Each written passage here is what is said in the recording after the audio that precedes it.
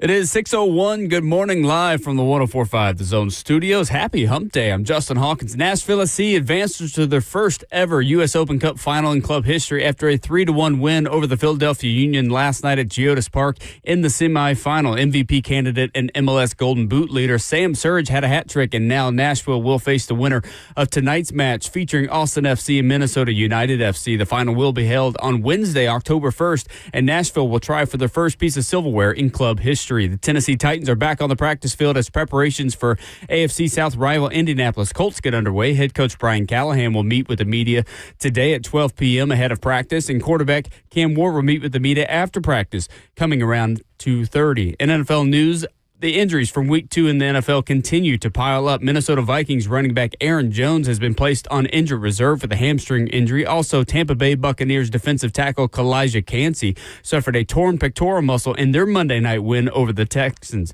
The injury forces Cansey to surgery and missed the rest of the 2025 season. For all your foundation repair and waterproofing needs, you've got to go to USSTN.com. Breaking news at once on your home for the Titans and Vols. This is 104.5 The Zone.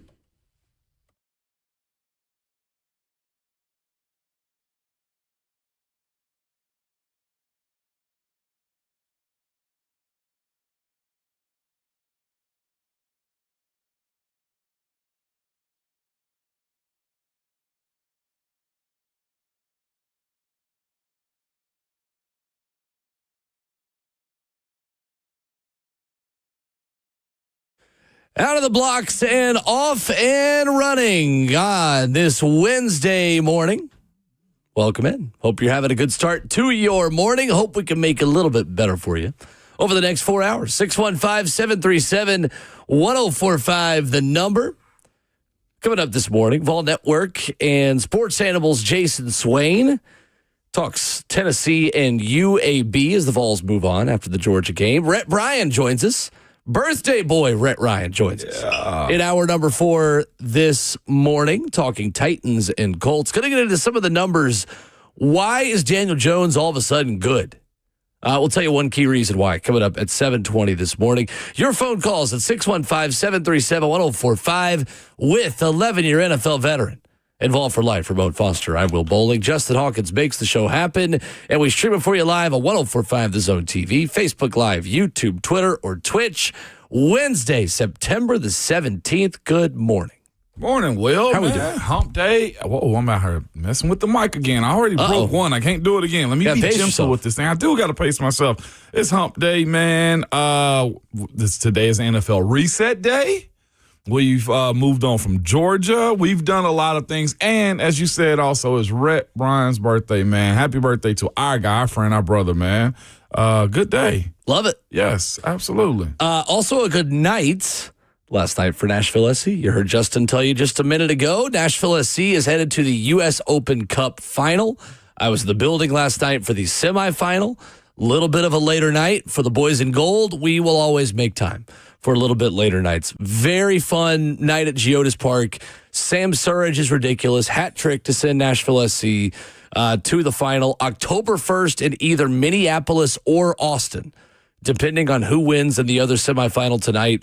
Will be the U.S. Open Cup final, which in a way, Ramon, is going to be the first time that a professional sports team in Nashville could win a championship. Come on, man. In the U.S. Open Cup coming up in a couple weeks. This first I want to go Sam Surridge, a hat trick. Yes. How often does a person get one of those? Like, not that you have the answer. Of the season. It's his third of the season? Yeah, it's not normal. Okay, I was about to say, wait a minute. Wait, Will? Between MLS play and the U.S. Open Cup, it is his third hat trick this year. Goodness. Yeah. Like, it almost feels like finding like a 4-leaf clover. Like when you mention like a hat trick, like it doesn't happen that often, but like finding 3 in one patch is like insane to me. One season, I don't know. Hearing that sounds like a 4 or 5 touchdown day for a quarterback. Essentially, it would be like it's exactly what it is. Yeah, that's a great comparison. Yeah, that honestly 3 receiving touchdowns for a wide receiver. 3 receiving touchdowns. I'd say it's maybe that frequency. Okay, so Chris Brazzell. Yeah, exactly. Okay, literally a Chris Brazzell level performance for Sam Surridge in a win last night. Okay, that is freaking awesome, man. Did they have to fight for this one, or was it just straight dominance? Yeah, no, it was. They got the first goal. I got the first 2 goals. Went up 2-0. It was 2-1 about the 70th minute. And anytime you play Philly, you got to fight for it. Oh well, that's Philly. Right? They're the points leader in MLS right now. They lead the league, and really good team. Nashville beat them all 3 times they played them this year. Well, it sounds like they're calling them Dad now, or at least Big Brother for the city of brotherly love. So, 19th win of the season for NSC, which sets a single season record, and they still have 4 games left in the regular season, and they have a U.S. Open Cup final. So Nashville is guaranteed 5 more games in the season, including the U.S. Open Cup final, and then have not clinched the playoffs yet, but will clinch the playoffs in the next week or 2. It was really, really fun. Really, really fun night. Watching what Nashville SC has somewhat turned into, from an intro team here in the city to you get a new stadium to watching it ascend up. Like the floor for Nashville SC, you would say is raised as far as expectation, respect no also. Doubt. Yeah. They've called this NSC 2.0. Yeah. Because they hired BJ Callahan a little over a calendar year ago, and they have brought in a lot of new players and brought in a little bit of a new identity, but they've also adapted some of the current players who were there. Yeah. Like Joe Willis in net, who plays a little bit of a different style, and Dan Lovitz at left back, who's been around and has had a career season, and veteran Andy Dahar, who comes in from the Honduran League, who's been at a couple different places around the league, and he's having a career season. But then you bring in new guys like Eddie Taxeth, who was bleeding from his face multiple times last night and taking a stray elbow and had to go off, get it wiped off, come back on, go off, get it wiped off, come back on. This by accident or somebody kind of caught him in the somebody popped him. Okay. He got a yellow card for it. But there was actually one play where it was like a guy coming out of the penalty box in hockey and stealing the puck, where they were wiping the blood off his face on the sideline. They immediately got it all done. He puts his jersey back on, sprints onto the field, and just takes the ball from the guy behind who had just had it. And the whole crowd went nuts. Yeah. It was really, really fun. So that is freaking phenomenal, man. The only reason I'm bringing it up because it's kind of cool watching teams. I know also you mentioned last year, the pace in which they were playing was going to be a little bit more up-tempo. Yeah. That's benefited this squad a whole lot more. 100%. Well, not to say that, this team is built to play a different style. And that's what I was going to ask. Not to say that the previous coach was holding anybody back, but this is what this group needs. It's like winning with the air raid versus playing defense and run the ball strategy. That's what Nashville SC's switched to. So they have switched to an attacking. They scored their 50th regular season goal on Saturday in Cincinnati, which was their 31st game of the season. As you say this, a lot of stuff is going through my mind with speaking about styles and types. Right now we're watching fun sports play up tempo. When I say that, for sure. Rick Barnes' team, they're gonna run you. Kim Caldwell's gonna run you. We're looking at Heupel's offense. You're talking about the Nashville SC style of offense or play that they have too. Is this something that more teams need to adapt, or you go to your personnel? Because it's fascinating. You mentioned Nashville SC is up tempo, attacking, get after you. You really, if you have the talent, though, I'll say that too. You have the ability to dictate more than you do adjusting to what the other teams is doing. If you have hardworking players that can play an up-tempo style, it kind of equalizes talent level across a game. Nashville is a really talented team, so I'm not talking as much about Nashville. But the team that Nashville just played last night in Philadelphia, very up-tempo, press. They actually don't have that high of what we call a wage bill. They haven't paid their players a lot, reportedly, and they don't really have as many superstars as they have had in the past, but they lead the league in points because they're bottom 3 in errors that leads to opponent scoring, and they lead the league in challenges and defending up the pitch. Yeah. So they just press you all the time and don't let you really have any room to breathe. So that is becoming a trend in the sport, yes, where more teams are living that life. With this lower wage, with more notoriety and winning, will this salary raise up the floor too? Yeah, they've made major changes in the league. To bring good players in. But anyway, so I'm interested. There's your soccer conversation of the morning. No, it was me asking, not you jumping out front. I wanted to know about this because I saw you tweet last night. Sam Surge, you're unreal. We'll retweet it from Ramona Will here right now. The final goal that Sam scored last night is one of the best goals I've seen in person ever. Yeah. was ridiculous. Yeah. Absolutely ridiculous to get his hat trick and punch Nashville's tickets to the U.S. Open Cup final. So it was fun. It's good stuff. And they got a good shot, is what you're telling us.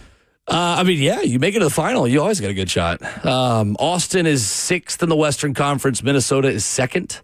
So you would rather play Austin, but it's probably going to be Minnesota. All right, for sure. Gotcha. 615-737-1045 is our number. Titans and Colts. We'll preview a lot of that this morning for you. Going to get into some of the college football games and headlines coming up this weekend. When we come back, there is one game of consequence in the SEC that could define two team seasons.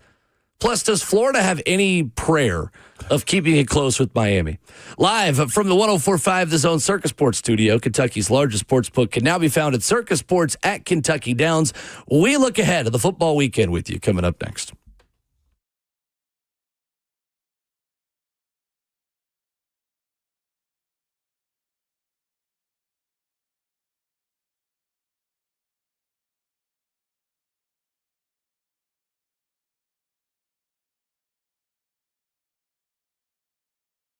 It's Ramon Foster for Hiller Plumbing, Heating, Cooling, and Electrical, man. Listen to me. Nobody wants to deal with the plumbing, HVAC, on the electrical emergency, but I'm here to tell you this.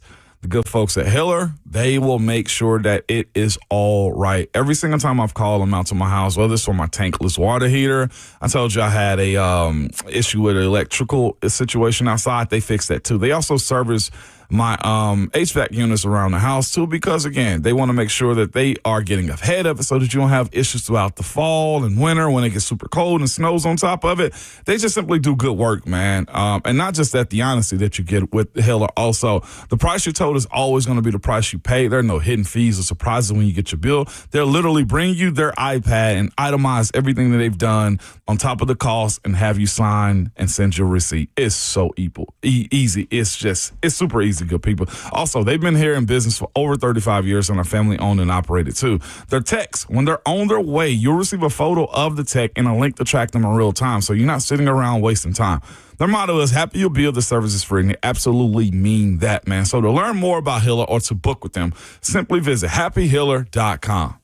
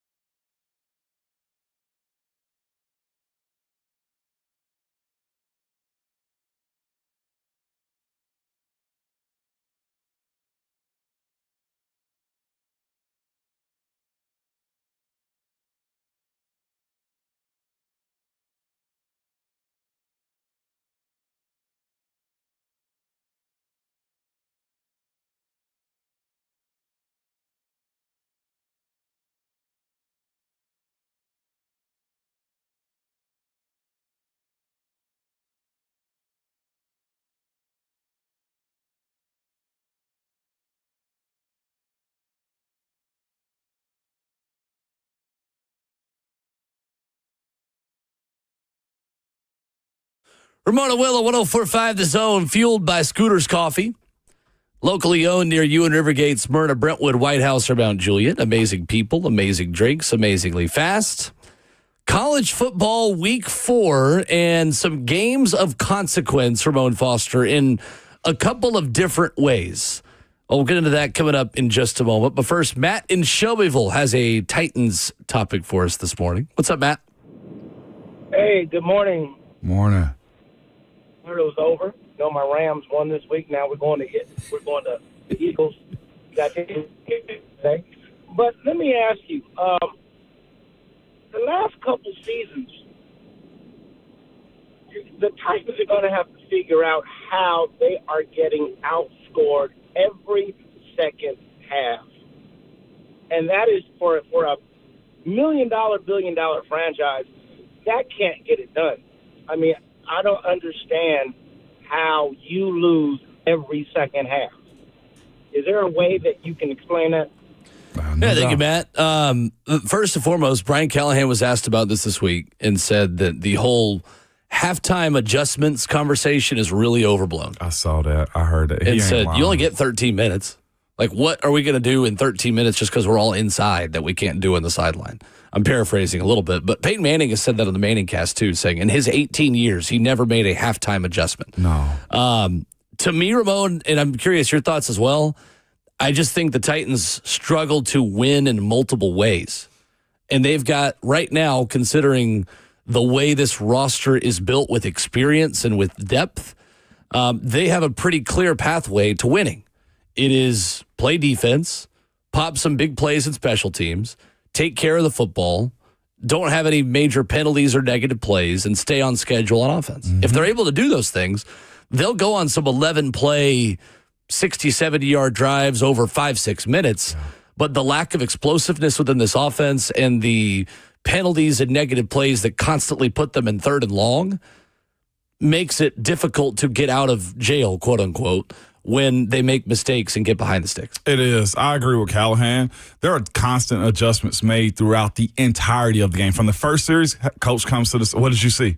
What did you guys like? Like, those are the adjustments. You have to continue to make them in real time versus what you saw, guys going in and out. What did they do on the first, third down? There's a lot of that happens, man. I would charge you guys to go do this. There's a clip, and I think Easton Freeze is out here. I don't mean it like that. Easton Freeze has it on his Twitter of the Matthew Stafford throw to Devontae Adams across the middle.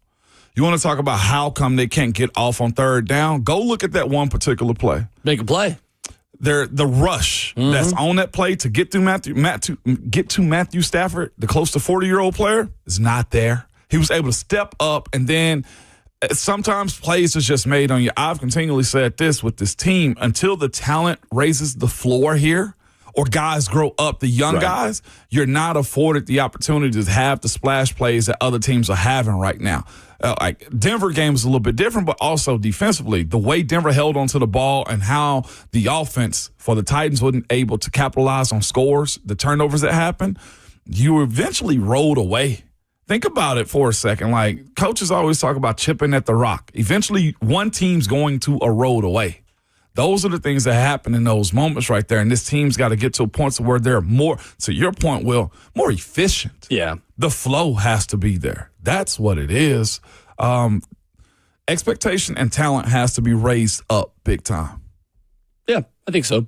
I don't think it's anything like teams are making adjustments and the Titans aren't. I just think the Titans have a pretty narrow pathway to being successful over the past couple of years, and when they start to get behind in games, they struggle in 3 to 5 step drop, predictable passing games, also because of the issues they've had up front.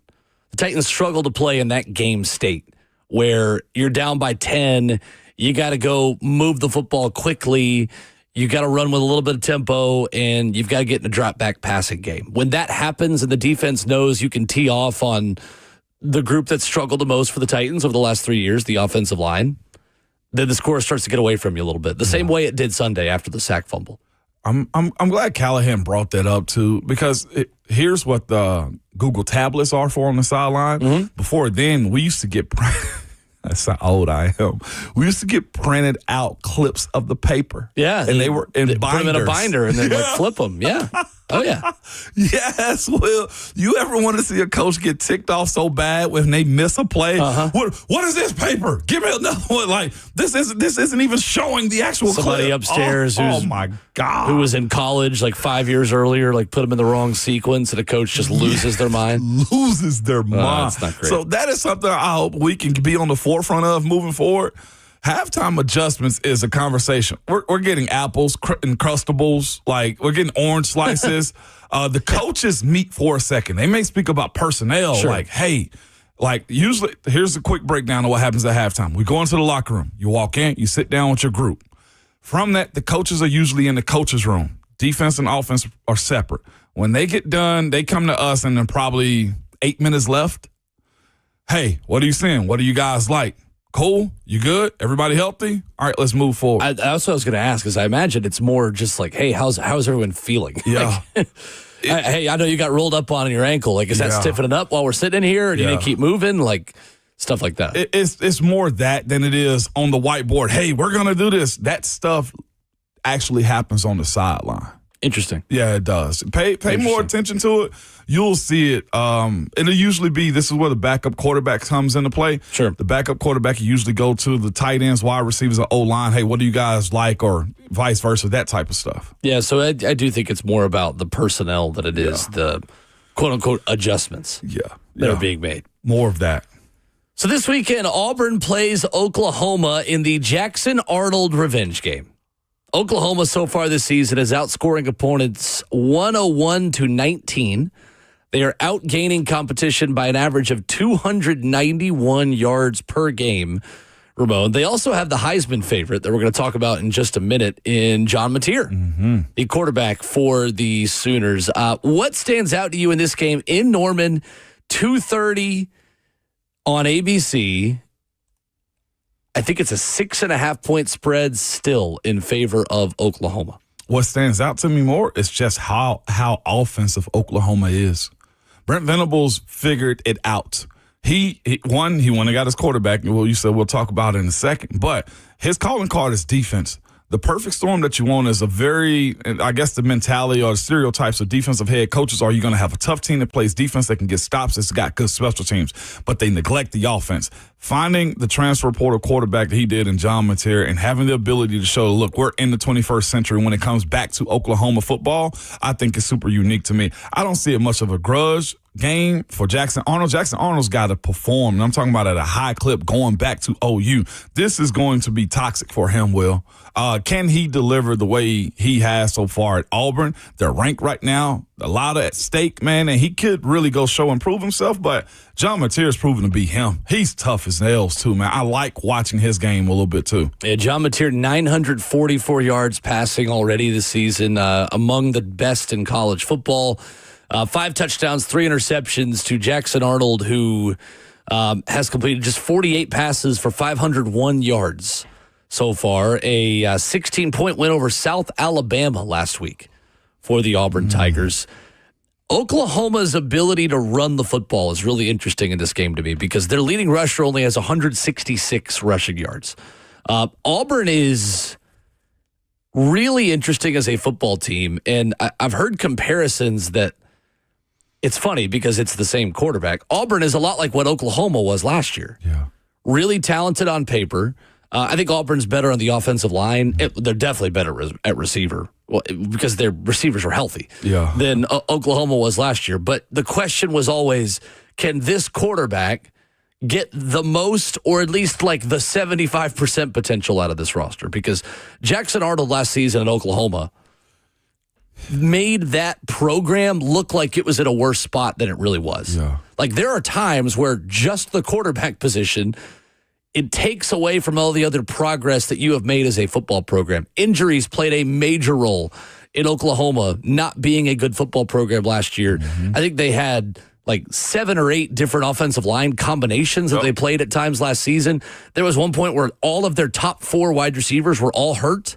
Like, imagine Tennessee this year if all 4 of their top receivers were hurt. You'd have 3 scholarship receivers left. That's tough. Like, that's the kind of situation that Oklahoma was in. Respectfully, the Tommy Wintons of the world at Oklahoma were playing, like, meaningful first halves against SEC teams, with all due respect to Tommy Winton. But it's really interesting if Oklahoma and Auburn in this game, how much both of those teams trust their quarterbacks in the run game. Because I don't know if either of them want to take as many hits as they have in their big games already this season. Jackson Arnold in the amount he ran against Baylor. John Mateer in the amount he was scrambling around and running against Michigan. That was the formula to win on that given day for both of those teams. How sustainable is that? Because Oklahoma needs help in their run game because they are struggling to run the football against the opponents they've played so far. What does that mean for them at home against a good Auburn team? And like I know when it gets tight, you have to be able to do that because again, it's not a given that you're going to have just guys connecting on passes down the field like that, especially when you got the defenses to kind of stop those dudes too. This is as big as it gets. We've just gotten a little nugget too. Also on this Auburn-Oklahoma matchup also. Auburn also thought it had Mateer until Oklahoma raised the price and also hired his Washington State offensive coordinator. I mean, and Stephen Godfrey's talked about it before. The best investment you can make as a college football program, if you need an offensive injection of good, is go get an OC and quarterback duo. Combo. Yeah. Go get them both. Utah did the same thing with Devin Dampier. Vandy did it. Vandy did it with Jerry Kill and Tim Beck and Diego Pavia. Yeah. It works. It's a tried and true method. Yes. No, I mean, and Auburn was in the mix for Cam Ward, too. Were they? Oh, yeah. Oh, yeah. Wow. Auburn felt like they were in the mix for him. Ohio State did, too, for that matter, and Miami ended up getting him. But really interesting game, really interesting matchup. 6.5-point spread. To me, it feels like it should be higher. Mm-hmm. But at the same time, I don't know. I think there are questions about Oklahoma's ability to run the football and help out their offense. So, really interesting game. Auburn is loaded at receiver. I mean, just absolutely loaded at wide receiver. Eric Singleton has been the leader of that group so far. I mean, Horatio Fields is excellent. What a name. And, with a name like Horatio, you got to be good. And, of course, Cam Coleman, who was there last year. But we haven't seen the dynamic Auburn offense in the pass game the way I think a lot of Auburn fans would like to see. Is this the game where you finally get that? Probably not. Which means that Jackson Arnold's going to have to probably carry the football 15 times again. I like Oklahoma to cover the 6.5 of this game. I think they are a cut above. I think it's a game of consequence for both programs to understand what their season looks like moving forward. For Auburn, are you a playoff contender? Or are you going to the ReliaQuest Bowl? Are you kind of that next tier in the SEC behind the playoff teams? For Oklahoma, are you a national championship contender? Because that is absolutely in the conversation for Brent Venables' team this year. It's more real for them now. Like, Brent Venables was far from perfect last year, but Jackson Arnold took away from a lot of the good that he had already built at that program, and injuries at wide receiver just put the nail in the coffin. To your point about them being college football playoff contenders, their schedule moving forward is very favorable, too. Well, and that Texas game does not look as scary as it once did either. At all. The Red River Shootout is going to be something that I think Oklahoma could, if Arch Manning is playing the way he's doing right now, they probably going to run this one. Both teams got to be able to run the football beyond just with their quarterbacks in that one. I think the interesting storyline to me. Miami's going to host Florida, and College Game Day will be there. I feel bad for Billy Napier and his staff and his people. I'm taking off my Tennessee hat to say this, Ramon. I feel bad for them having to do all of the in-depth interviews and the production meetings and all the stuff that comes with College Game Day, knowing they're a dead staff walking. Imagine, you're done unless you pull a rabbit out of a hat again. 7.5 is the spread to Miami, who has one of the best offensive lines, one of the best college football teams in the trenches on both sides of the football. What do you see in this matchup? I see Miami's defensive line wrecking and confusing DJ Lagway. I'm talking about watching Ruben Bain who's already got, I think, a sack and a half, numerous tackles for losses, and an interception on the season, too. One of their defensive linemen. Akeem Mesidor is another one of those guys on this list, too. I don't see, at this point, Florida being able to control what Miami defense is going to be able to do to him. And that sucks for a guy that can't figure out where he want to go with the football, and DJ Lagway, and an offense that, to me, is low. Like the way they have the way they've started this season with the hype that they had, and this preseason hype at Miami Gardens, College Game Day. I'm with you. Like, I don't feel sorry for him because I've watched Florida just pile on to us at times. And I don't think he should have won that game last year against us in Florida. But either way, that's neither here nor there. 2 years ago. I can't wait to watch this. I want to see a massacre. I'm going to be completely honest. I'm going to be let down if Carson Beck doesn't play. That's the other thing in this game, too. Yeah, sure. And Florida's defense contained with Carson Beck, who's almost throwing 70% completion percentage at this point. It almost looks like, to me, you have to go to a school that has an offensive coordinator that fits you. Screw the brand. The brand is awesome. Well, Miami is both. Yeah, but Georgia is too. Yeah, sure. I mean, Mike Bobo, I know, but I think, and I know they kind of ran off Carson Beck, and Georgia fans feel real good about Gunnar Stockton right now, as they should. They should, yes. But he needed receivers to catch the football last year. Mm-hmm. Yeah, I mean, Carson Beck, I think Carson Beck did too much and threw the ball to the other team and made some critical errors. It was his Heisman chase. Yeah, I mean, it was his chase of guys who could catch. Yeah. Like, they had, don't quote me on this, among the leaders in drops among all Power 4 teams last year, Georgia. They're terrible at receiver last year. Yeah. Terrible. Yeah. Well, that's been fixed, obviously, for Georgia this year. And Carson Beck went to Miami, where he's got some receivers who can catch.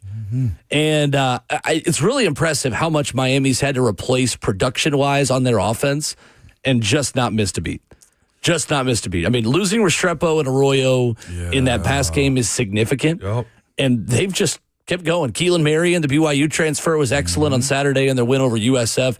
812 yards, 65 of 82 for Carson Beck. 7 touchdowns, just 2 picks.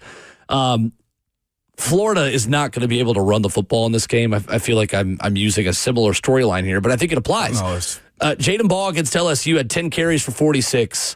Florida managed 79 rushing yards against LSU. That's a really good defensive front, but so is Miami's. Mm-hmm. Put the ball in DJ Lagway's hands, said, all right, beat us. And he threw 5 picks.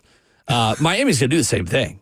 I mean, the book is out on how to beat Florida. Stop the run and force DJ Lagway to beat you. And just, we talked about it all offseason, Ramon. He was not experienced enough to not practice and just magically get better. I mean, these are still college kids. It's not like the NFL where you can miss long periods of practice and work with your own trainer and do your own thing. Like, you don't just magically improve when you're 19 years old or 20 years old playing quarterback. Like, you've got to put in the work. And with as injured as he was, that just didn't happen this offseason for DJ. So is that Napier? No, I mean, I think it's a lot of things. I think it's a lot of things. Who was we had on set? Napier also took the approach. It was the AP writer we had last week. Mark Long. Mark Long said Napier took the approach to where he was scared.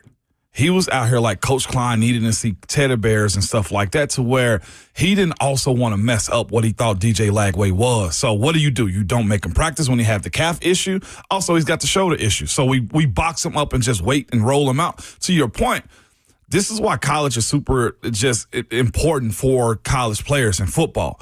You gotta, to your point, get a lot of reps.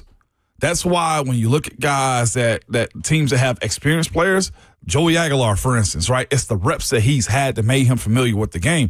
DJ Lagway hasn't had that. Now, he might have an awesome year next year. Right. This is a great learning experience for him. But to your point, you have to practice in college. There's no other way to get better. Well, he's going to have a new coach for that year. Oh. I mean, a lot of it is, too, it's not just the off-season practice stuff.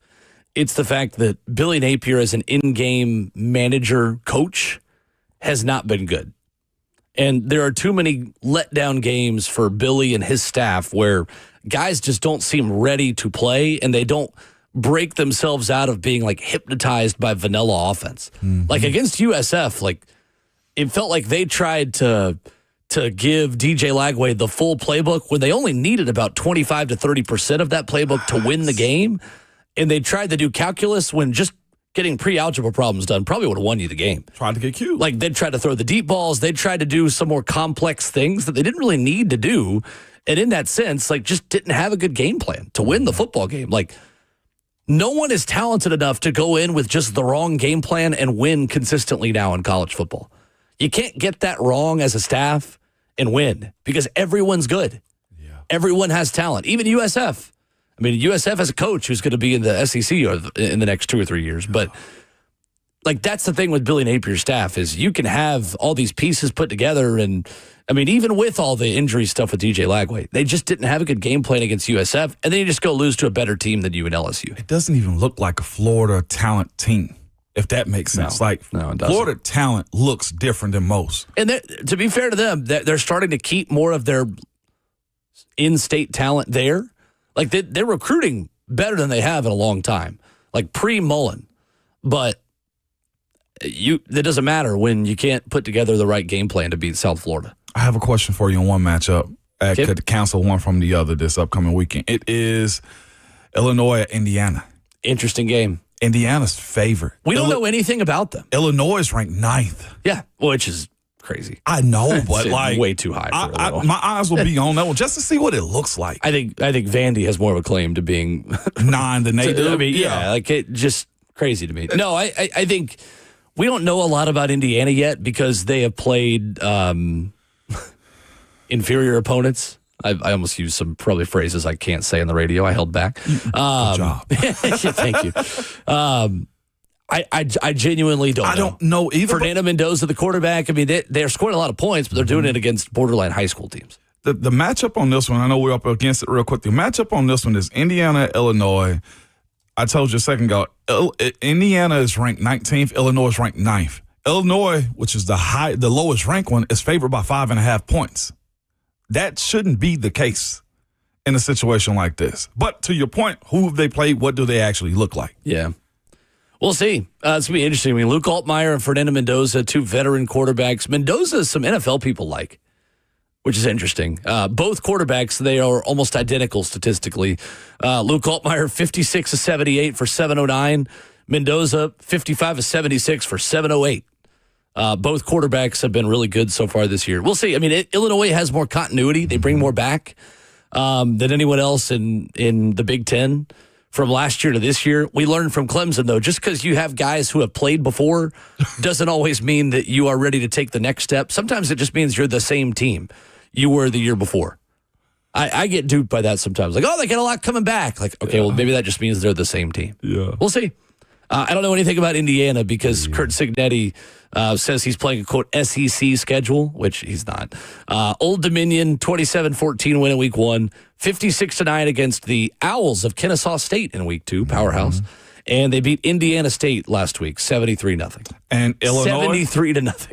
Illinois, Western Illinois, 52-3. Duke, they actually won big. I picked Duke in that one. Duke, I know they've fallen on hard times a little bit. Yeah. But they're still decent. And they beat Western Michigan also. We need to get Buck on us to talk about his alum. No, he doesn't know the answer.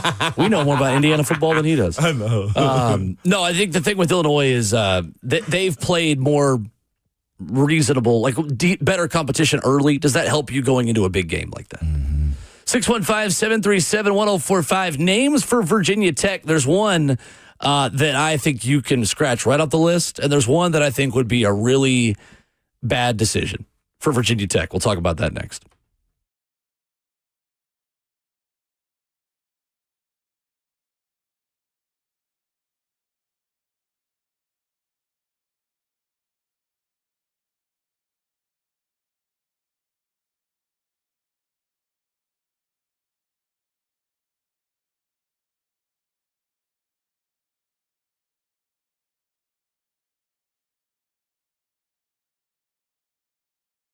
It's Ramon and Will here for Window Nation. Listen, some of you might have old, drafty, or, be honest, cheap Builder Great Windows. Now is the best time, though, to replace your windows. Protect your home ahead of the fall and winter weather, man. I hadn't looked at the Farmer's Almanac, but it might get a little cold this upcoming winter, man. You can go ahead and get replacement windows from Window Nation right now. They got top quality, energy-efficient windows, and they are a trusted company. Best part about it, it's all at a reasonable price. Window Nation knows replacing windows is an investment, and they want to make sure it's affordable to you, Will. Well, and Ramon, too, whatever air that is outside, you want it to stay outside and not get inside, whether that's warm air or cold air. The best way to do that, replace those windows. Window Nation, the best in the business, and save big this month. Buy 2 windows and you'll get 2 for free. Make no payments for 2 years. You won't have to deal with monthly payments, a down payment, or interest until 2027. We love Window Nation because of their A+ rating for the Better Business Bureau. Over 45,000 5-star reviews.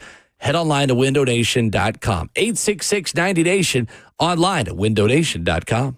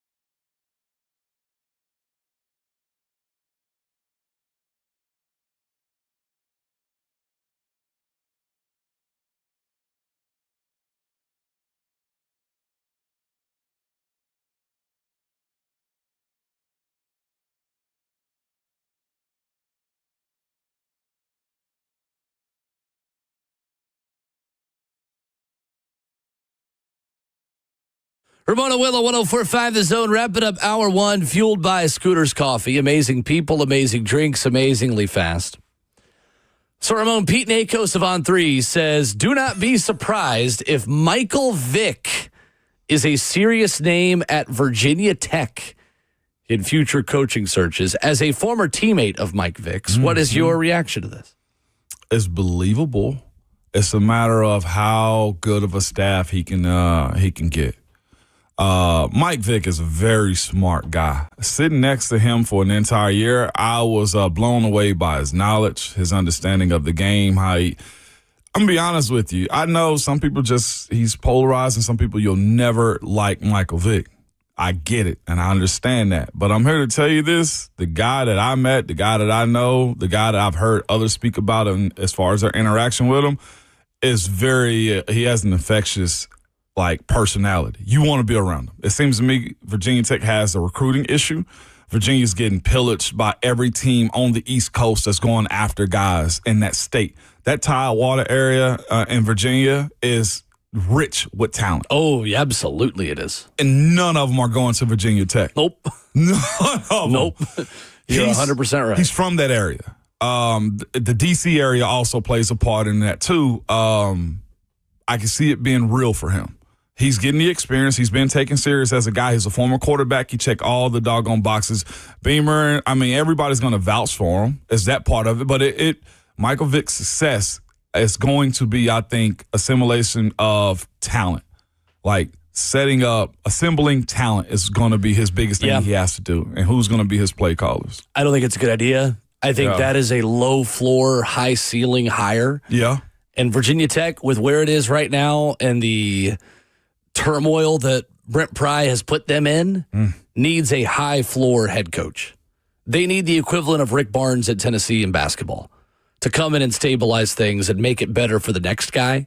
Alex Golish is not going there. He's way better than that job, respectfully, if you're a Virginia Tech fan out there. Whit Babcock, the athletic director, has been open to the board of visitors in August, saying their athletics budget is $122 million, needs to be closer to $200 million. Saying that that's not up to the level we need in the ACC. Pete Nakos wrote about that at On 3. And this year's athletic budget is supposed to be $144 million.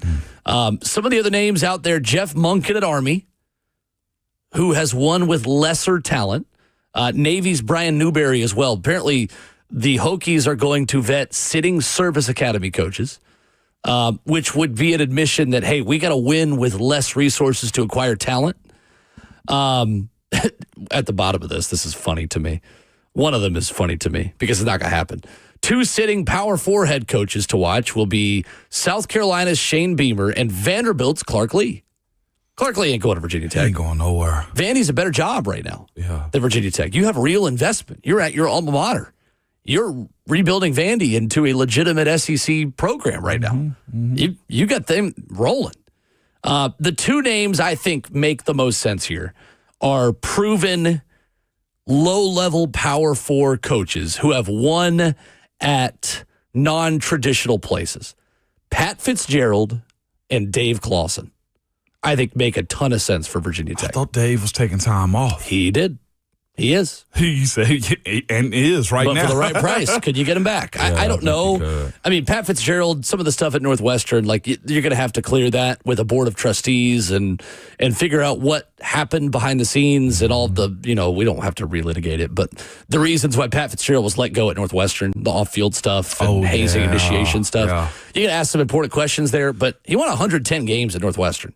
And, Dave Clawson built Wake Forest into a solid ACC program and Bowling Green as well. So if you don't have the resources, can you get creative? That to me would be getting creative in a way that there's not a whole lot of risk. You're going to be solid with those options. Well, the Vic one seems like a marketing situation here, just to start drumming up the conversation. That was fascinating. I saw somebody else. There was a reporter mentioned, and there's Dabo Swinney's next job. Virginia Tech? Oh, Lord. Well, you don't need NIL money when you don't spend NIL money, so maybe. Yeah. I'm being very sarcastic. I know. I personally think Virginia Tech is a good job. I view them in the world of like has been greats, screw the respectful part. I review them as has been great, better than what Nebraska was. Well, I wanted to see Virginia Tech football. The buy-in in Nebraska, like buy-in matters, resources matter. Yeah, and it's not fertile recruiting ground. It's a conference that's dying. I mean, let's just be honest about that. And it's a university that hasn't been willing to spend major money for you to be a competitor. That's tough. And it's just that simple. That's tough. I don't think that's a very good job, Virginia Tech now. Blacksburg is also in the middle of nowhere too, correct? Kind of. Yeah. It's a cute little college town. It's not bad. Cute little college. It was my first ever cross-country meet as a Tennessee runner. Was in Blacksburg. In the mountains? No, not really. Okay. No. 3 hours. You get pals on the way. Get you a Frenchie fry and a peachy tea. Yet to have pals. Oh, terrific. Right. Absolutely amazing. Coming up, there was talk around Diego Pavia having his 7th season of eligibility. If Diego's getting eligibility back, I might as well try too and go pro in a different sport. We'll talk about what it means for college athletics and what Pavia had to say about it on social media yesterday. Coming up next.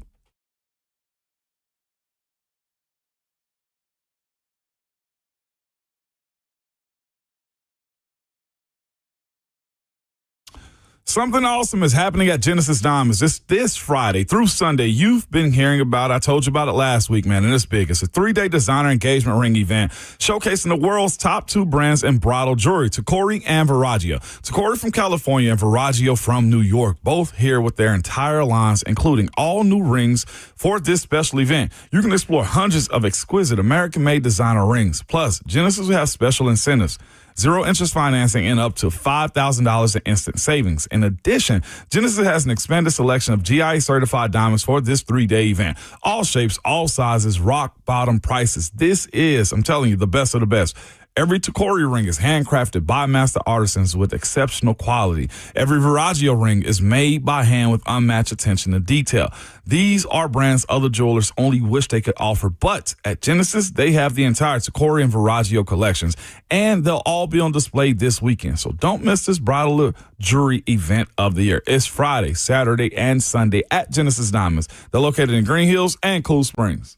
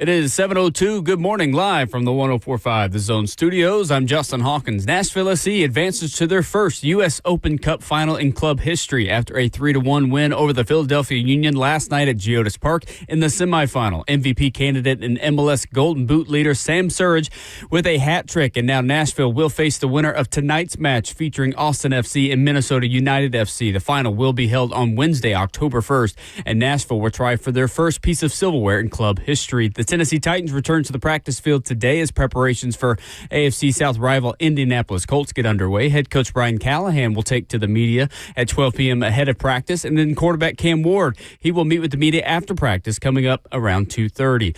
In other NFL news, the injuries from Week 2 in the NFL continue to pile up as Minnesota Vikings running back Aaron Jones has been placed on injured reserve with a hamstring injury. Also, Tampa Bay Buccaneers defensive tackle Kalijah Kancey suffered a torn pectoral muscle in their Monday night win over the Houston Texans. The injury forces Kancey to surgery and also missing the rest of the 2025 season.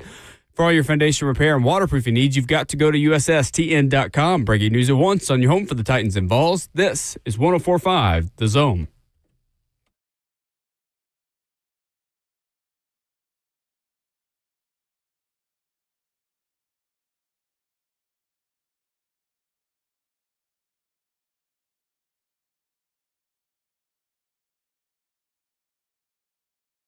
Away we go into hour number 2. Ramon and Will is fueled by Scooter's Coffee, and it's live for you in studio on 104.5 The Zone TV, Facebook Live, YouTube, Twitter, or Twitch. The F&M Bank chat is open. So is Scooter's Coffee. Rivergate, Smyrna, Brentwood, White House, Mount Juliet. Amazing people, amazing drinks, amazingly fast. Ramon's Vol Network teammate Jason Swain joins us in 15 minutes. Talk a little bit of Tennessee football as they head into a matchup with UAB. You're going to have two voices of the Titans in side-by-side booths. It's weird the way I said the word booths. It's kind of the only way to say it. In booths next door to each other. Taylor Zarzer on the television call, Mike Keith, and yourself on the radio call. Yeah, I saw that circulating. You mentioned it also, man. That's actually a pretty cool ordeal, man. I'm looking forward to seeing how that goes. Seeing Taylor up in the press box, man. It's pretty cool. Taylor, who will be on the show tomorrow in studio at 9:20 to talk about it. Yes, he will. Also, big weekend for Mike. Yes. Also, Ring of Honor induction in Nissan Stadium on Sunday. That is going to be awesome. Yeah. Going to be awesome. Yeah, feel it. I'm talking about to the roof this upcoming weekend, man.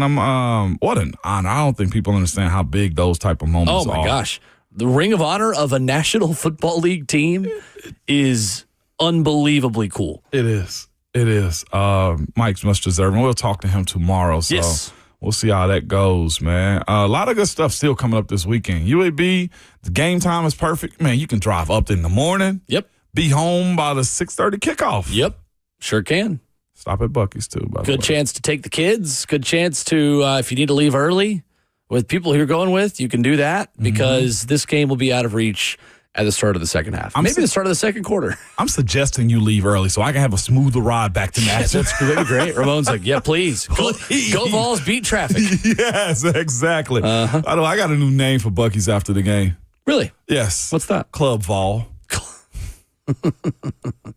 Club Vol. Club Vol. I'm telling you. I stopped because I had my youngest with me riding back this past weekend. I was just like, we have to stop. You're just high-fiving people. Just go Vols. Listen, everywhere man, you go. I saw somebody auntie/mama in there, okay?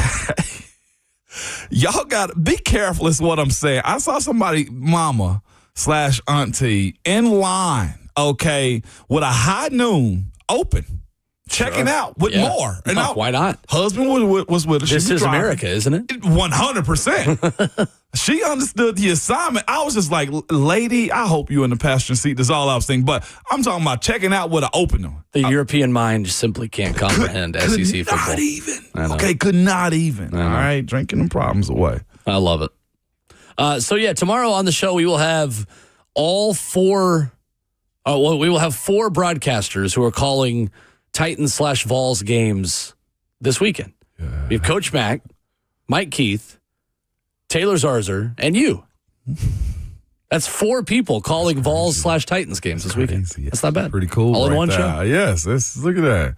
Look at us teaming up together. We have to get a secret handshake so nobody knows. And I guess me too. I was going to say, what about our famous sideline report? Yeah, no, it's not about me. Yes, absolutely. Yeah. You have a small piece. I appreciate it. Whoa. Wait a minute. Anyway, Diego Pavia says that he doesn't want a 7th year of eligibility. 615-737-1045. No, I'm kidding. We'll spend more time on this. So yesterday, Pavia's motion for a preliminary injunction granted December 2024 to give him a 6th year this year. There was speculation. There was comments. There were opening arguments.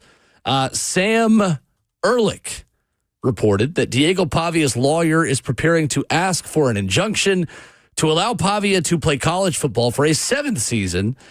And then Diego Pavia puts a hat emoji to say, "Cap, this is my last year," handshake. Yeah. We talked about this last year with Chris Lee.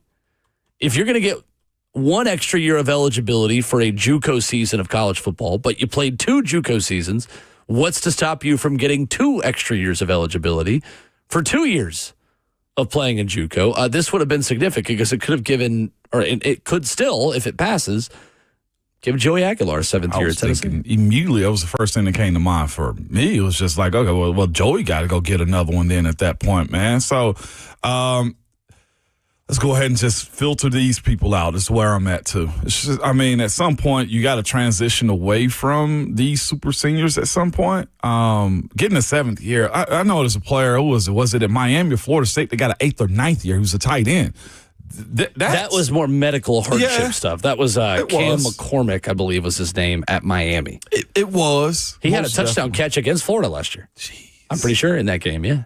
It seems wrong to be in college that long. It does, just thinking about the maturity side of it. It's just like, bro, you're 27. There's an 18-year-old coming in college right now. Like, I was on my 2nd contract with 2 kids at that point in life. Like, what are we doing here? I get it. College is by far one of the most fun times you can have. Most of my friends that I still communicate with, except for my guys back in Ripley, Tennessee, are from college. The love that you get in the college world right now, plus the NIL. Look, if I know I'm not going to get a contract in the NFL, you might as well go ahead and give me an extra $300,000 a year if you can. There's people that will pay for those services, man. Absolutely. I love the idea of it, but I'm glad that Diego Pavia shut that idea down. Yeah, it's at some point the NCAA is going to have to put their foot down because high school recruits and then current JUCO players who want to play in FBS football or FCS football won't have spots. Like there's going to be a logjam where like high school kids that want to play college football just won't be able to. Yeah. Because there's no roster spots for anyone. I'm fascinated to see how Vanderbilt evolves. And I know obviously we just started 2025. But what Vanderbilt looks like long-term when they don't have Diego Pavia, I think is going to be really, really fascinating. Other part is, are they willing to pay for a quarterback that's similar to him? Yeah, why not? Like, I'm looking at, like, the John Mateer situation. Maybe not that much, but... But... Yeah, Diego Pavia is reportedly making around $2 million. Oh, okay. Go off, Vandy. No, Vandy's got the money to spend a little bit. Yeah. And it feels like they are starting to major more in the transfer portal and identify some high school recruits that fit their system, fit their scheme. And everyone has the ability now to take that rev share money and overpay for talent that they feel like fits them. Mm-hmm. And that's what makes these recruiting battles that much more interesting. Like if you are a low 4-star, high 3-star prospect from the South and Georgia wants you, but Georgia doesn't desperately want you because Georgia's recruiting a 5-star at the same position. What's to stop Vanderbilt? What's to stop, we just talked about Virginia Tech. What's to stop these, I don't want to say lesser programs because that's not fair. Clark Lee just went and bludgeoned South Carolina. Yeah, like programs that are ascending, that are trying to get to that middle or top tier in their respective conferences. What's to stop them from offering $1 million when Georgia is going to offer you $500K? Mm-hmm. Because they don't need you, but they want you as a developmental prospect. Well, Vandy will pay you over here and you'll play as a freshman. Yeah. Like, there's an advantage to that for the Vanderbilts of the world to say, no, we're going to give you immediate playing time. We've got a coaching staff that is all about you, and you're going to make more money here. Like, what? Of course you're going to go to Vanderbilt. Absolutely, you will. I actually like it. It closes the gap a little bit more. It makes almost every game you're in more competitive, I will hope, unless the coaches are just bad like at South Carolina and Florida right now. Yeah. But these are the things that you have to do, and I absolutely love that, man. And again, that's why I wanted to get to too. Last week, Mike Keefe gave me a little nugget, said that Kirby Smart was looking at the Tennessee roster, and there's tons of players from the state of Georgia on it. Said that he marked it and took it personal. I'm like, Kirby, stop. To your point about they overlook guys to go get the guys that they want. I'm thinking like, Kirby, you don't have to play these mind games. I get it because I would do the exact same thing. I used to look at the rosters and say, oh, he from Memphis and you playing for this team? Kirby said that they put a little Peachtree State logo on the roster they give to their team next to every player who got out of the state of Georgia. Kirby, you got choices. You pass on 4 stars in the state. I love how he's a maniac. He's good at motivating his team. Oh, really good at it. You can never say he's never motivated. He's always he is motivated. A master motivator. You got to be a sicko like him. You do, but stuff like that matters. But as you said, they will pass on guys that other teams will sign for way more in those type of situations. And you gotta, at that point, not sure of what your career is, you gotta chase that extra $500,000 that Vandy or Tennessee, Nebraska, or Oklahoma give you when other teams won't. The best example is Joel Wyatt, the kid at Oakland who was at Webb and Bell Buckle, who's committed to Tennessee. So Vandy didn't end up winning that battle, but they were in on him as a two-way player. Like, hey, you can come here and play both sides of the ball. We're going to let you play wherever you want. We're going to give you the keys to the kingdom, and we're going to pay you a lot of money in the process and name, image, and likeness. Yeah. Like, their offer was probably higher than a lot of the powerhouse programs that also wanted Joel Wyatt because they could afford to go all in on that recruitment, whereas some of these other programs are maybe saving that money for other blue-chip prospects, more blue-chip prospects. Like, the fact of the matter is Vandy is not recruiting a bunch of 5-star blue chip prospects, but the blue chips they do go after, they're all in for. Yeah. And that matters. That's a good thing. We got to come and say he take a pay cut to pay for Kirby. Now, what happened? Somebody on YouTube said, I take a pay cut to go play for Kirby. You say that. A lot of people would. Yeah. That NFL development, I mean, a pathway to the league, that means a lot to some people. Yeah, I think you 18-year-old making that decision. Yeah. I mean, there are different ways to make that decision. Like, do you want a little bit less money in the front end, but do you want a better path to the NFL? Or do you want to make your money now and take your chances at a more non-traditional program that doesn't have as proven of a path of NFL development? It's just gotta. Make your own choice. He's got the game on lock here. He's really good at what he does. Yeah, he is. He is really good at what he does. 615-737-1045. You know who's also really good at what he does? Talk to me. Jason Swain. Jason. VFL, Vol Network, Sports Animal joins us next.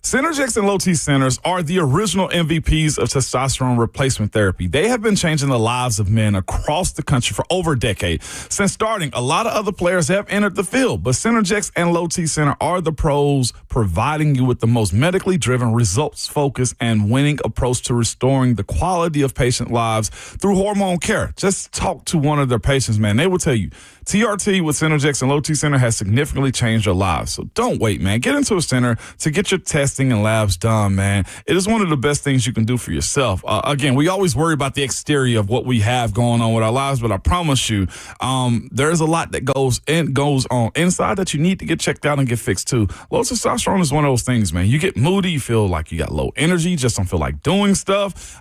This is one of the fixes that you can get to yourself to make you feel better, but it's also very beneficial for women too. Women experience some of the same symptoms of men with low testosterone. I'm talking about tiredness, no energy, mood swings, low libido. Women can come in and get tested also, man, to help you figure out how you can find the hormonal balance that you're looking for also. Again, You don't have to wait for this. You can get to one of the Synergex and Low T centers around the Middle Tennessee area and get your labs and get your testing right, man. Or to set an appointment, you can go to trtmvp.com. That's trtmvp.com, and make sure you tell them that Ramon sent you. Put Lee Company on your team and stay ahead of the game with home maintenance, repairs, and more.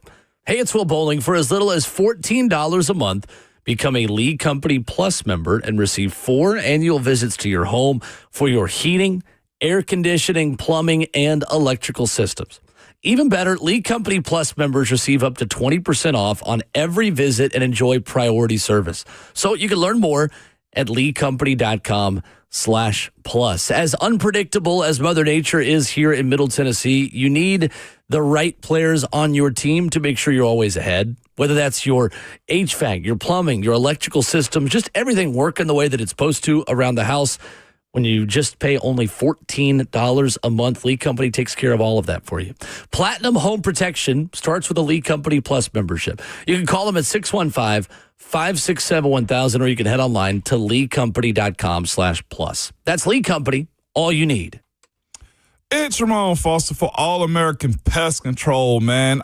Here's the thing about it. Nobody likes pests, insects, bugs around their house, man. And All-American Pest Control is one of the best companies that you can have doing work for you. Let's just start here. They're family-owned and proudly local. They've been serving Middle Tennessee for over 60 years. Also, fall pests, they're here or either on their way. I'm talking about the stink bugs, box elder bugs, Asian lady beetles. They try to invade your home every single fall. Don't wait until they're crawling on your walls or freaking out your kids or spouse, man. Go ahead, get ahead of it now. The Complete Care Max program that All American Pest Control have, well, you can bundle mosquito control, pest control, yard treatment, and termite protection with Centricon. Your service 8 times a year, plus there's free reservice if pests do come back while on the plan. I had some wasps around my pergola outside. Called them. Came over, eliminated them quickly. It's that simple, man. You can also mix and match to build a protection plan that works for your home. No hidden fees. There's no pushy sales. Also, just a peace of mind to know that your house is protected, man. The technicians show up on time and with a smile, and they just do really good work, man. 5-star Google reviews everywhere from thousands of happy Tennessee homeowners. Simply, you can go to the website at yuckbugs.com. Again, that's yuckbugs.com. And make sure you tell them that Ramon sent you.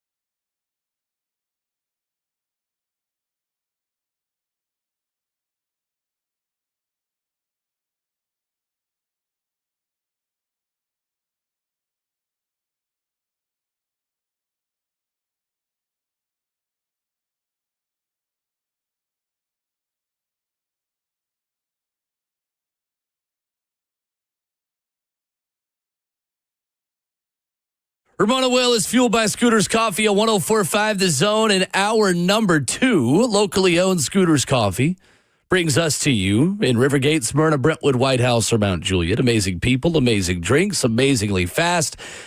Ramon Foster, Will Bowling, joined by Vol for Life, Vol Network, Sports Animal, Swain Event. He's everywhere. He is Jason Swain, talking some Tennessee football with us this morning. Swain, how we doing? Good morning. What's up, guys? What's up, man? Thanks for having me. Hope y'all are well. Well, look, the Tennessee receivers played so well on Saturday. We're like, who is the best, guy we can bring in to just talk about these Tennessee receivers, the Tennessee team that got close but not quite over the hump against Georgia over the weekend. What encouraged you the most, Swain, watching this offense operate against the Dogs on Saturday? I mean, just the toughness from the wide receivers. I mean, at the top of their route, they were violent with their hands. When the ball was in the air, Mike Matthews had a play on the sideline where DB draped over his arms and he snatches the ball out of the air violently. You look at Chris Brazzell attacking the ball in 50-50 ball situations. Staley running routes underneath, showing great footwork. I mean, it was a clinic, and we haven't seen a Georgia DB group be treated like that, I don't think, in a long time. When you look at the best position groups in college football over the last 5 years, I think about Georgia's DBs, Georgia's front, Ohio State's receivers, LSU receivers, and what Tennessee receivers were able to do to Georgia's DBs on Saturday. I don't think we've seen that in a very, very long time. But, I mean, it was a great performance by those guys. I know they've been hearing, all the questions and all the criticism over the summer because of last year's showing. But they definitely answered the bell and have to keep it going. Swain, when you look at this offense and just the way it's built, Kelsey Pope spoke about some of the changes and tweaks this staff got together to make after the Ohio State loss last year. What are some of the changes in this offense that interest you the most, and how has Josh Heupel taken what didn't work last year and changed this thing to obviously look a lot better? I know the big change being he's got a quarterback that can hit deep balls. But aside from that, Swain, like what schematic changes do you see Tennessee making from last year to this year on offense? I mean, I can see additions to the route tree. I mean, I saw an out route versus Syracuse. We saw the first play of the season, which was a shallow cross to Mike Matthews to start everything off. Another shallow cross was ran there in overtime. You're just seeing more routes on the route tree from Tennessee. It's really that simple, Will. And that's important when you talk about trying to play at the next level. You need to be able to run all those routes and have an understanding of what defenses are trying to do and the weaknesses of those defenses to try to exploit those defenses. So I think it's just really as simple as the route tree expanding and some concepts that we haven't seen before, we're seeing them now. We're joined by VFL Jason Swain. Man, by the way, well, you bring up Swain and talking to receivers. I saw it for one of the few times this past weekend, too. Hubs alerted me to, you got to watch Swain. His voice going to get a little loud. He going to stand up and start talking. Swain, you felt it this weekend. And I want to ask you, the way you felt before the game, I know we lost, but, do you still feel like, yep, I'm okay to show this team has it, man, and watching you be excited and feel the competitiveness of the way the Vols performed this past weekend? Man, I just get amped up for that type of opportunity, man. Yeah. Takes you back to, our days when you playing those big games and, you want to keep your emotions in check as long as possible because you don't want it to tire you out, but I mean, it's just really hard to suppress those feelings. And when you understand that it's going to take big plays on the outside, man, I get excited for my wide receivers, and that was the case on Saturday. But man, I'm proud of how we fought, how we competed. Obviously, you came up short because you made too many mistakes late in the game. But the one thing that we want as a Tennessee fan and as a former player is for players to give their all for Tennessee. That's first and foremost. If you do that, then the schematics, the X's and O's, all that other stuff that's secondary, and we can work on that. But, laying it on the line for 60 minutes, and I felt like our guys did that, and we can build off that, man. Right. I mean, you look at the season last year, who we thought was the best team in the country week 3 didn't even make the playoffs. And so it's a long season. You got to go back to the drawing board, build on what you did right, fix all the issues that you didn't do well, and move forward. But man, I love the leadership on our team. I love the fight on our team, and I love that our coaching staff. Sometimes when you're a coach and you're making a lot of money, man, you can get real stubborn and get stuck in your ways. And hey, I'm the coach here, and no one's gonna tell me what to do. But the transparency from the staff to say, yeah, we need to change some things. We need to, look at ourselves in the mirror. That's encouraging to me. And seeing Josh Heupel and the staff do that offensively makes me even more excited. And no doubt. You mentioned something, man, and I've only correlated it to the trenches, Swain. O-line and D-line. You mentioned wide receivers having violent hands. You, as a former 5-star yourself, man, has played a lot of big-time ball also, Swain. For the parents that are listening, and me also, educate me, what do you mean by violent hands from a wide receiver? Because you think of wide receivers as having soft hands. Okay, you want to high point the ball. You got Jerry Rices of the world, the Randy Mosses. You know what I'm saying? Like, what do you mean by violent hands? Because I never correlated it to the wide receiver position. Yeah, like when you're catching the ball, you want to have soft hands. You want your hands to feel like you're catching a roll of toilet paper that's being thrown your way. But when it comes to getting a DB's hands off of you, because that's the only way they can stop you from running your route, and to interrupt and disrupt the timing is put their hands on you. And to stop them from doing that, you have to be violent in getting their hands off of you, slapping them down, slapping them all over the place. Like, you have to be violent with your arms. And I was telling you on Saturday, I used to be so violent with my arms that I was prepared to break mine to get yours off of me. And that's the mentality that you got to have to keep DB's hands off of you, so that way they're not stopping you from winning your route. Jason Swain of the Vol Network, sports animal in Knoxville, our guest this morning on Ramon and Will. Swain, the competitive makeup of this team appears to be among the best, if not the best, that Josh Heupel has had, just in terms of the leadership, the personality, the kind of grit that this roster has with the big chip on their shoulder after all the Nico crap that happened in the spring. Do you feel like that's a fair observation and assessment at this point to say that if there's a team that's maybe less likely to go to Starkville and lose, or go to Lexington and kind of have that letdown game we've become used to, do you think this team is ready to kind of get over the hump and not lose one that they're not supposed to? Yeah, I mean, when you think about what it takes to win on the road, it takes leadership. It takes guys on the sideline in between drives to rally the troops. It can't just be the coaches doing the talking. It has to be player-led. And it's easy to be player-led when you're at home and the crowd's behind you, but it's harder to do it on the road. And you really have a strong understanding of what your team really is and who are the real leaders when you are on the road in the face of adversity. And I feel like this football team was challenged this spring. I mean, the narrative was, hey, the receiver's not good enough. The offensive line's not good enough. The team is not good enough, which is why you lost a 5-star talent. And I thought what happened this spring brought this team together. And you had guys step up and say, no, man, we're not going for that. We're going to hold everyone accountable. This is a standard. Mouse Kitzelman, Arion Carter. And you saw that play out. I mean, those leaders in that locker room held one of the most talented players on the team and in the locker room accountable for not doing what he needed to do during the summer. And so that's why you're seeing the leadership stand out so much early in the season. And if there was a season and Josh Heupel's tenured, I feel like Tennessee can go on the road and win at night. I think it's this football team. Swain, what's the biggest improvement this team needs to make out of the Georgia game? Obviously, getting healthy is going to help, but where do you point to this team and say they can still improve and get better in this area? Yes, it's man-to-man defense. It's shedding blocks and tackling in space. I felt like Gunnar Stockton was able to throw the ball to the perimeter a little too much and let his receivers pick up yak after screen passes.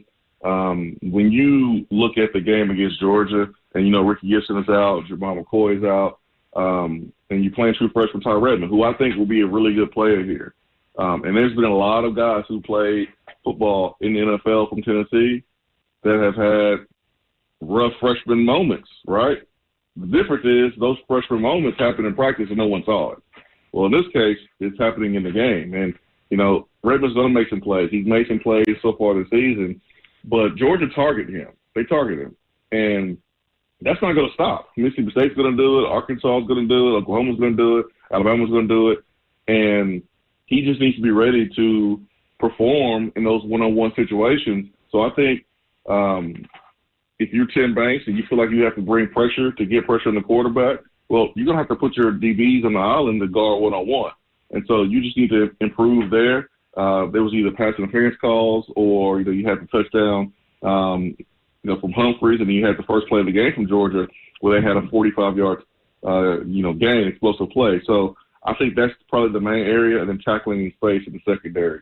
Those are the two things from that game that I think Tennessee needs to improve on the most, because other teams are going to try to copy the Georgia, footprint and the game plan.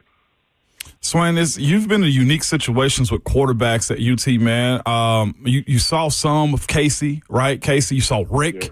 You saw Rick ascend up. You saw Ainge ascend up also, man.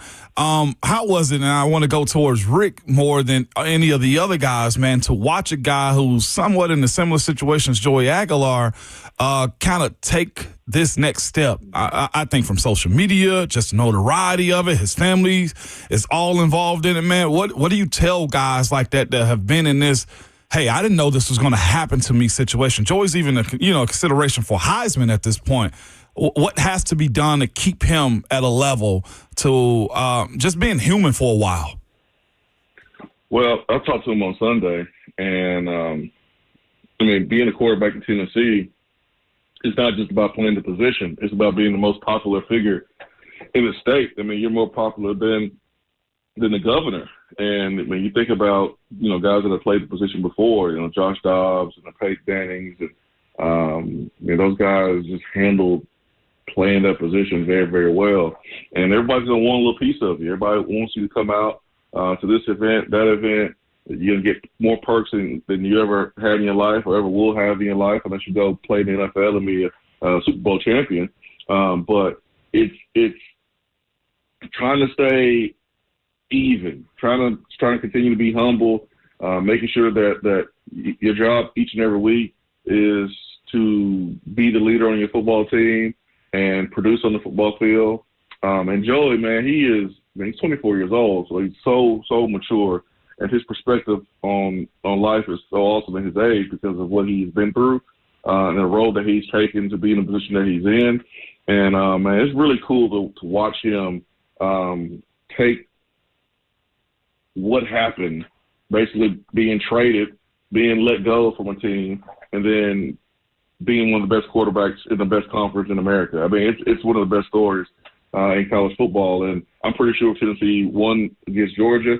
He's the number one story in college football. But he has another opportunity because Tennessee's going to play Alabama and Oklahoma and some other teams a little bit later on in the season, man. But it's just been so cool to see him because playing quarterback is more than just handing the ball off and throwing the ball. It's about your connection with your teammates. It's about being able to go into the huddle and your guys look in your eyes and believe in you, believe that you can carry them to the promised land. Like, that's what we're seeing right now with Joey Aguilar and his impact on the football team. His ability to go to the sideline and communicate. Think about how Georgia, came back in the second quarter. Well, for Tennessee to respond, there had to be some communication on the sideline, like, hey, guys, it's okay. We got it. We're going to go down and score. Don't panic. We good. This is our game. I'm pretty sure Joey Aguilar was having those conversations with his offensive line, his offense, and the rest of the football team. So that is the impact you're seeing with Joey Aguilar. He is Jason Swain. You hear him on the Vol Network here on The Zone. You hear him on the Sports Animal in Knoxville and the Swain Event as well, where you can follow him at Swain Event on Twitter. Swain, always excellent to catch up with you, man. Thank you for the time. Appreciate it, Swain.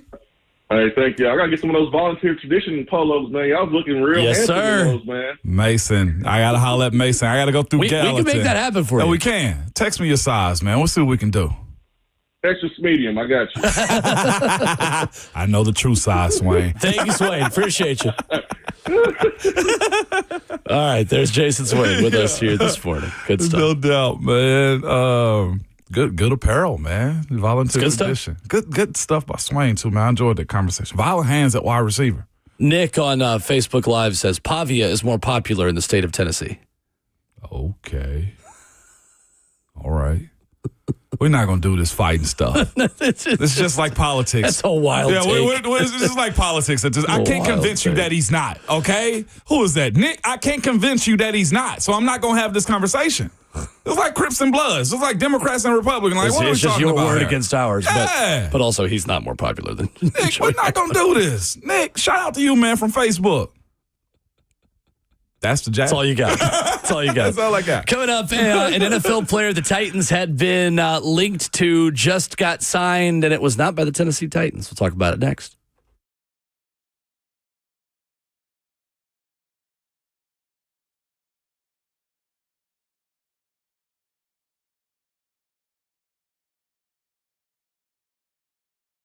If you've been thinking about selling your home and relocating in Middle Tennessee, maybe you want to be sure that you can get the right price for your current spot before you really dive into moving.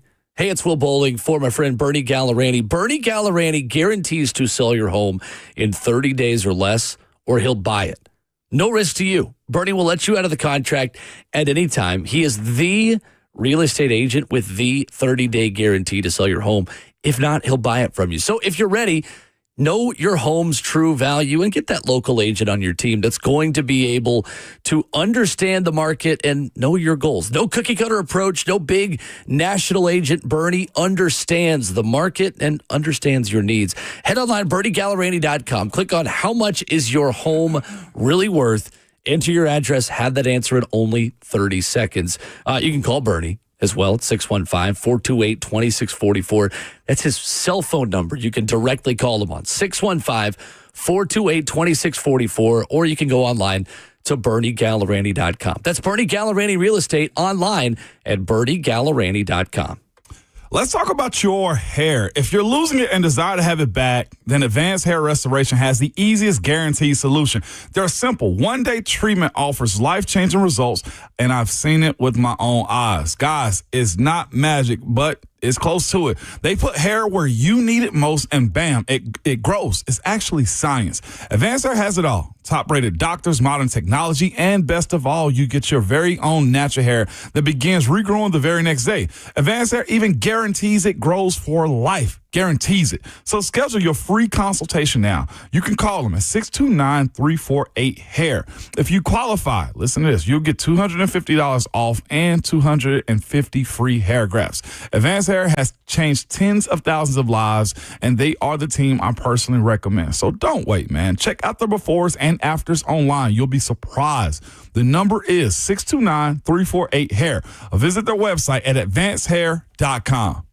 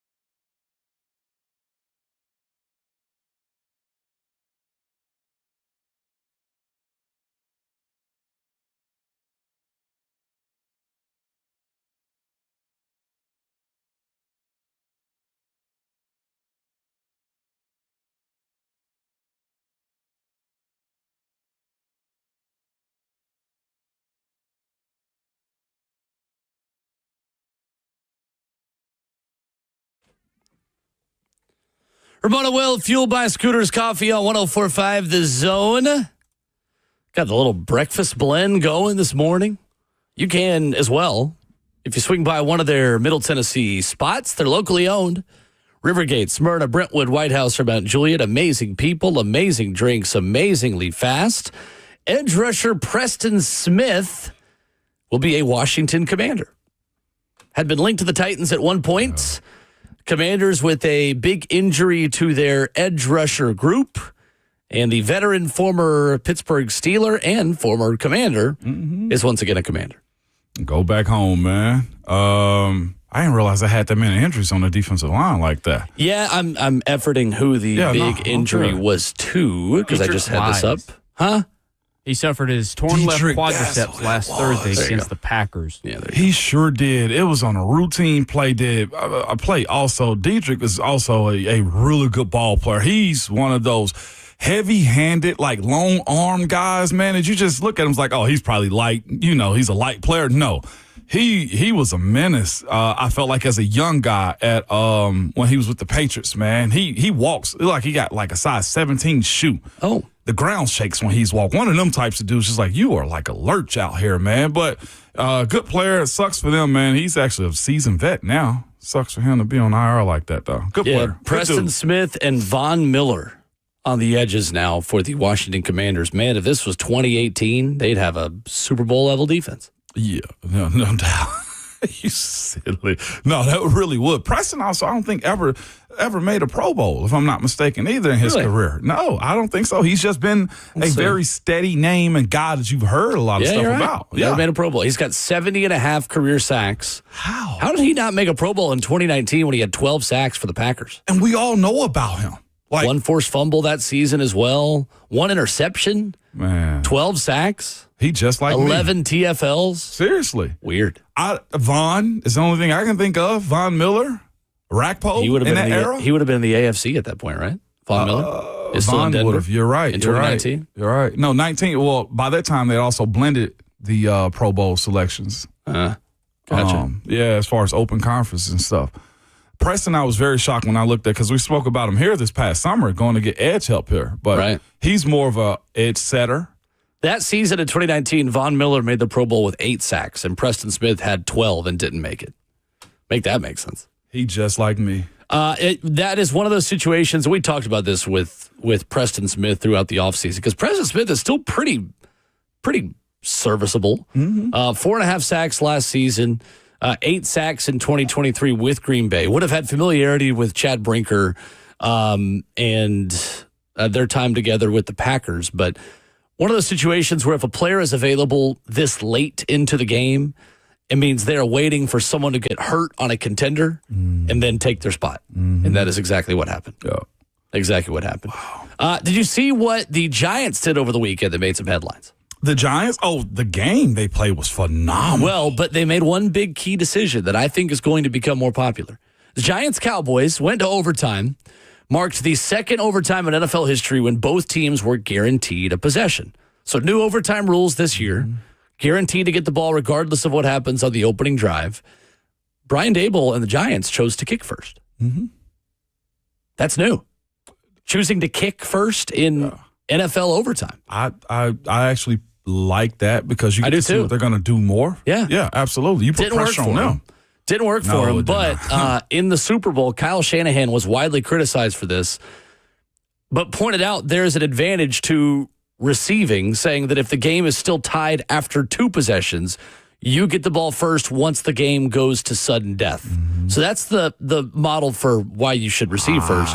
Gotcha. But if you kick first, the other team scores a touchdown. You have to go for it on 4th down. You have to literally go for it. It's the same as college. You just got to go the full field.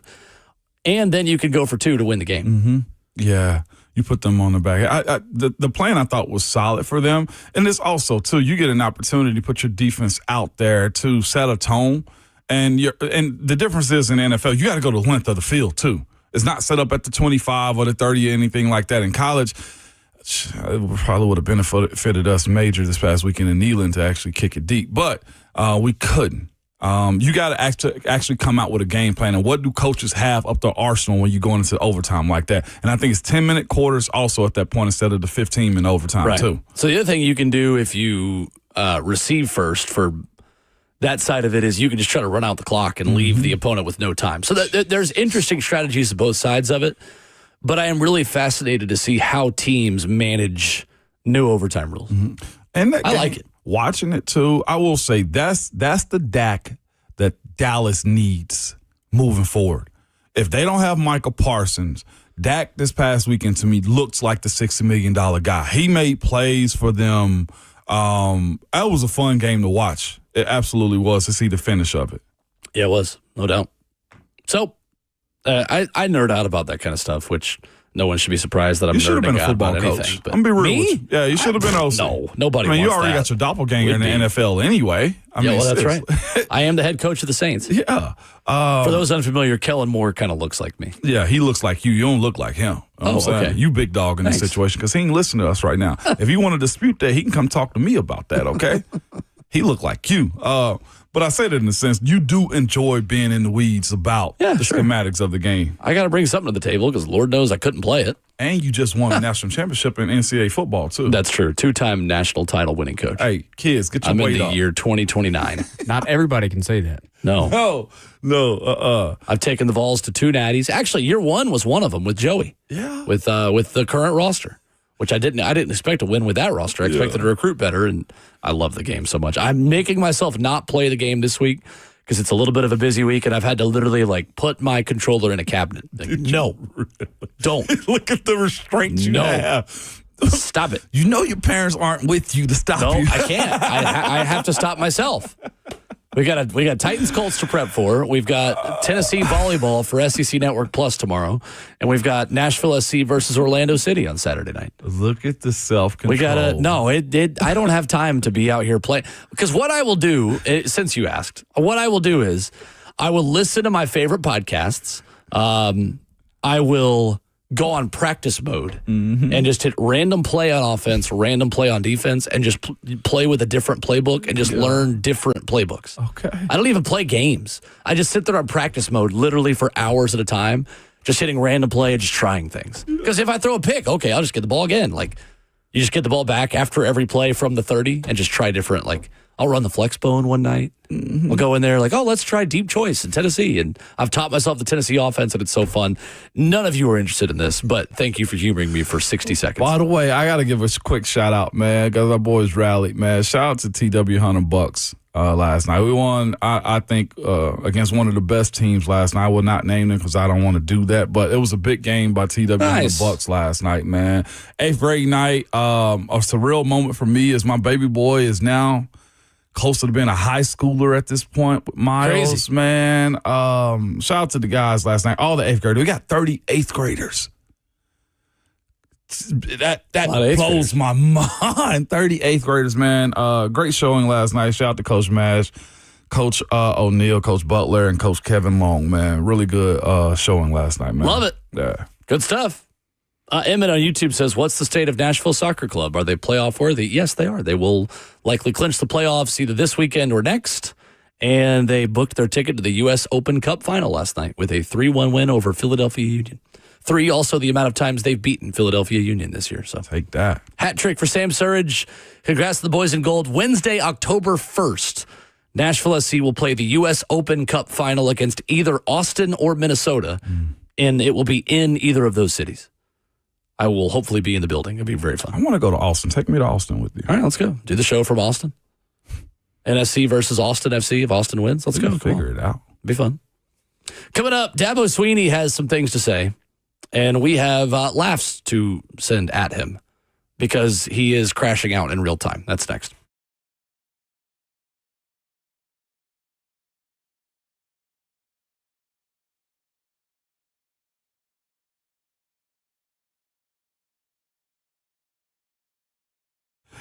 It's Ramon Foster here, man. I'm here to tell you about my friends at Jewel Roofing, man. I got to holler at Robbie soon, too, man, by the way, owner of Jewel Roofing and Exteriors, man. But they are a trusted, family-owned Middle Tennessee company that's been serving from Clarksville to Murfreesboro for over 25 years. They stand out, man, by simply building relationships and earning trust through referrals, never through high-pressure tactics, door knocking, or storm chasing. They want to create a relationship with you because here's the thing. You want to be able to trust them on your roof because more times than not, like, you're not getting up on your roof. So you got to trust the person that's on top of your roof to tell you the truth about what's going on and not just trying to have you file an insurance claim and have you spend money and that way they get rich. No, here's the thing about my guy Robbie Van Norman over at Jewel Roofing and Exteriors. Whether you need a roof now or you need one 10 years from now, he want to be the guy that you call at Jewel Roofing and Exteriors, man. And that's why they've been around for so long, too. They're not storm chasing and doing any of those types of things. They simply want to do good work and make sure that, hey,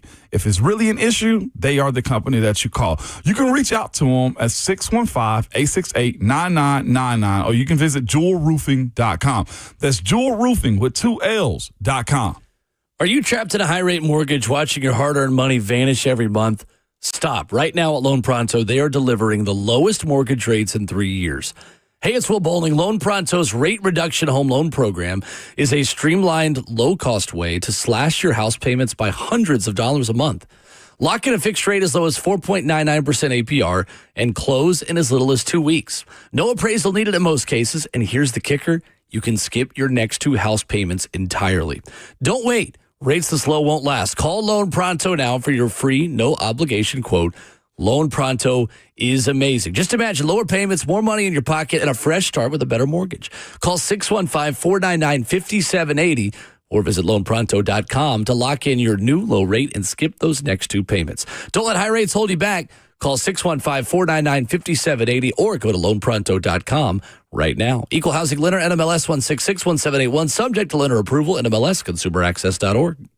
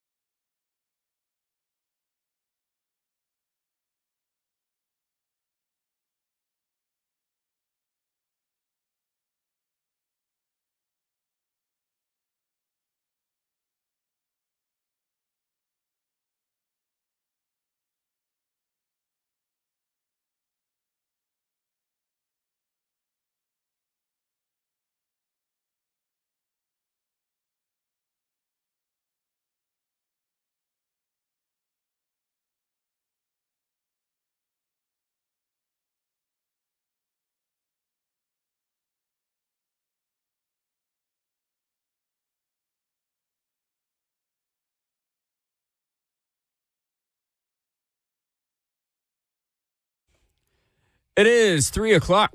3 o'clock. It is 8:03. Good morning, live from the 104.5 The Zone Studios. Happy Hump Day. I'm Justin Hawkins. And Nashville SC advances to their first U.S. Open Cup final in club history after a 3-1 win over the Philadelphia Union at Geodis Park last night in the semifinal. MVP candidate and MLS Golden Boot leader Sam Surridge with a hat trick, and now Nashville will face the winner of tonight's match that features Austin FC and Minnesota United FC.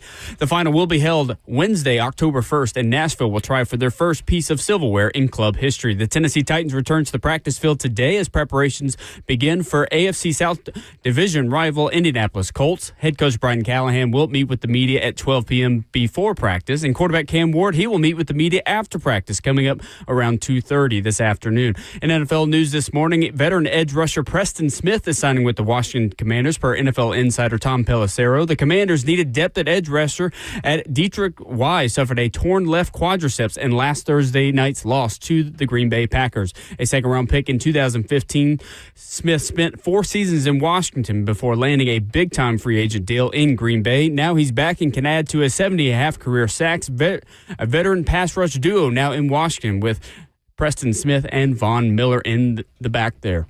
For all your foundation repair and waterproofing needs, you've got to go to USSTN.com. Breaking news at once on your home for the Titans and Vols. This is 104.5 The Zone.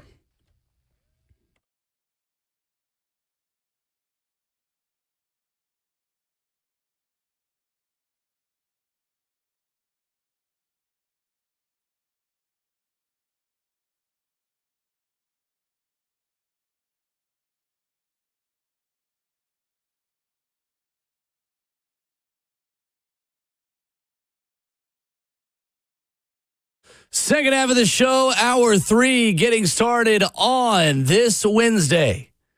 Coming up in an hour, Rhett Bryan of Titans Radio stops by. We preview Titans and Colts with you. You can jump in for the next hour at 615-737-1045. F&M Bank chat open, Facebook Live, YouTube, Twitter, or Twitch. Our race to 20,000 subscribers on YouTube is off and running. We're close. We're getting there. We want to be there by the end of football season. If you are watching on YouTube, if you're already there, hit the subscribe button for us. It's free. It's easy. You might even burn a calorie as you're clicking your mouse. We're helping you exercise this morning is essentially what's happening. If you're not there, youtube.com/1045 The Zone TV. It's the best place to interact with our community, Ramon, and the best place to watch us. This is just good information. Easy things to do. You could, and it's so easy to do. Like, you're scrolling anywhere. If you're probably on YouTube, you're watching and listening to us. You can go ahead and hit the share button. Okay. Also, you can upload it to your socials if you feel that well about us that you're listening, and you can send it to a friend. Like, it's called a network of people. Use it. Okay. The Social Network, right? There was a movie about this thing. Sure. It's so easy to do. I feel like our voices are good. If you don't like our faces, the voices sound good, okay? Like, I won't try to sing like Peter Griffin again or like the Boys Are Back in Town song. You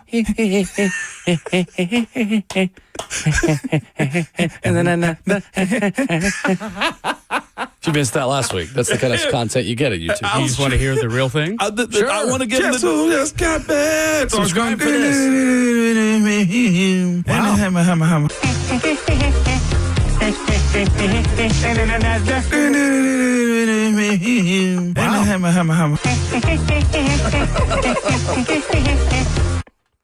That's the kind of stuff that you get when you subscribe to the 104.5 The Zone YouTube channel. You can see Ramon making a fool of himself, not just hear it.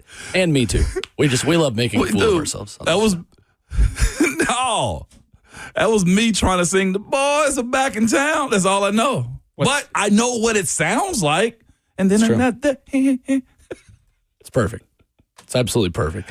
That's easy to do, subscribing to the 104.5 The Zone YouTube channel. You know what's hard to do, Ramon? It's hard for Dabo Swinney to beat good teams. Come on, Dabo. He is clapping back at his doubters. Dabo Swinney had a crash out live at a press conference yesterday. Listen to this from the head coach of the Clemson Tigers. If they want me gone, if they tired of winning, they can send me on their way because that's all we've done is win. So if they tired of winning, we've won this league 8 out of the last 10 years. Is that not good? I'm just asking. Is that good? I don't know if that's good or not. To win your league 8 out of 10 years, to go to the playoffs 7 out of 10 years, to be in 4 national championships, win it twice. Yeah, we a little down right now. Take your shots, but I got a long memory, in case y'all don't know. We'll be all right. We'll bounce back. This is a program built to last. Always has been. Always will be. And I would just say if you give up on us if you don't believe in us because we've lost 2 games down to the last straight and you didn't believe in us anyway, so it don't matter. You went all in anyway. If you're all in, you burn the ships, man. There ain't no exit strategy. Like, you're freaking all in. And hey, listen, I mean, if Clemson's tired of winning, send me on my way, but I'm going to go somewhere else and coach. Yeah. I ain't going to the beach. Hell, I'm 55. I got a long way to go. Long way. Y'all going to have to deal with me for a while. I got a long way to go. Woo! Just getting going. I'm just now good enough to be a head coach. Yeah. Yeah. Yeah, I'm going to stand up for, yeah, Dabo. I'm just 55. I wasn't even supposed to win them championships. I'm just now good enough to understand. Yeah. Says he's just now getting going. I wasn't even supposed to win. Oh, man. Man, listen, and I'm taking names of all y'all that denied me. Every single one of y'all that said we was down. Listen, 10, I want 80%. I went to the national championship 4 times, and I won 2 of them, and I wasn't even supposed to win. Dabo, stand up when you talking trash like that. You know who he remind me of? Who's that? Baby Billy. Go outside, nerd. Yeah. I love when people get in a bag like that, man. Will Eric, man, I love when people say, yeah, I'm the best you ever had. Well, he is the best they've had. He is Clemson football. Hey, I'm done. It's your show now. Man, listen, Pastor Dabo, you preaching. He's been in the playoffs 7 of the 11 years it has been a thing. They're not going to get anything better than Dabo Swinney. But let's be honest, Clemson as we know it is over. Clemson as we know it as an elite college football program is over. They are no longer an elite in this sport. They are no longer immune to the losses to unranked ACC teams. Georgia Tech was the better football team on that field Saturday and probably should have won by even more if they'd finished some drives in the red zone and not had some turnovers in that game. He's getting mad at the wrong people. Take a page out of Brian Kelly's book, who beat you in week 1.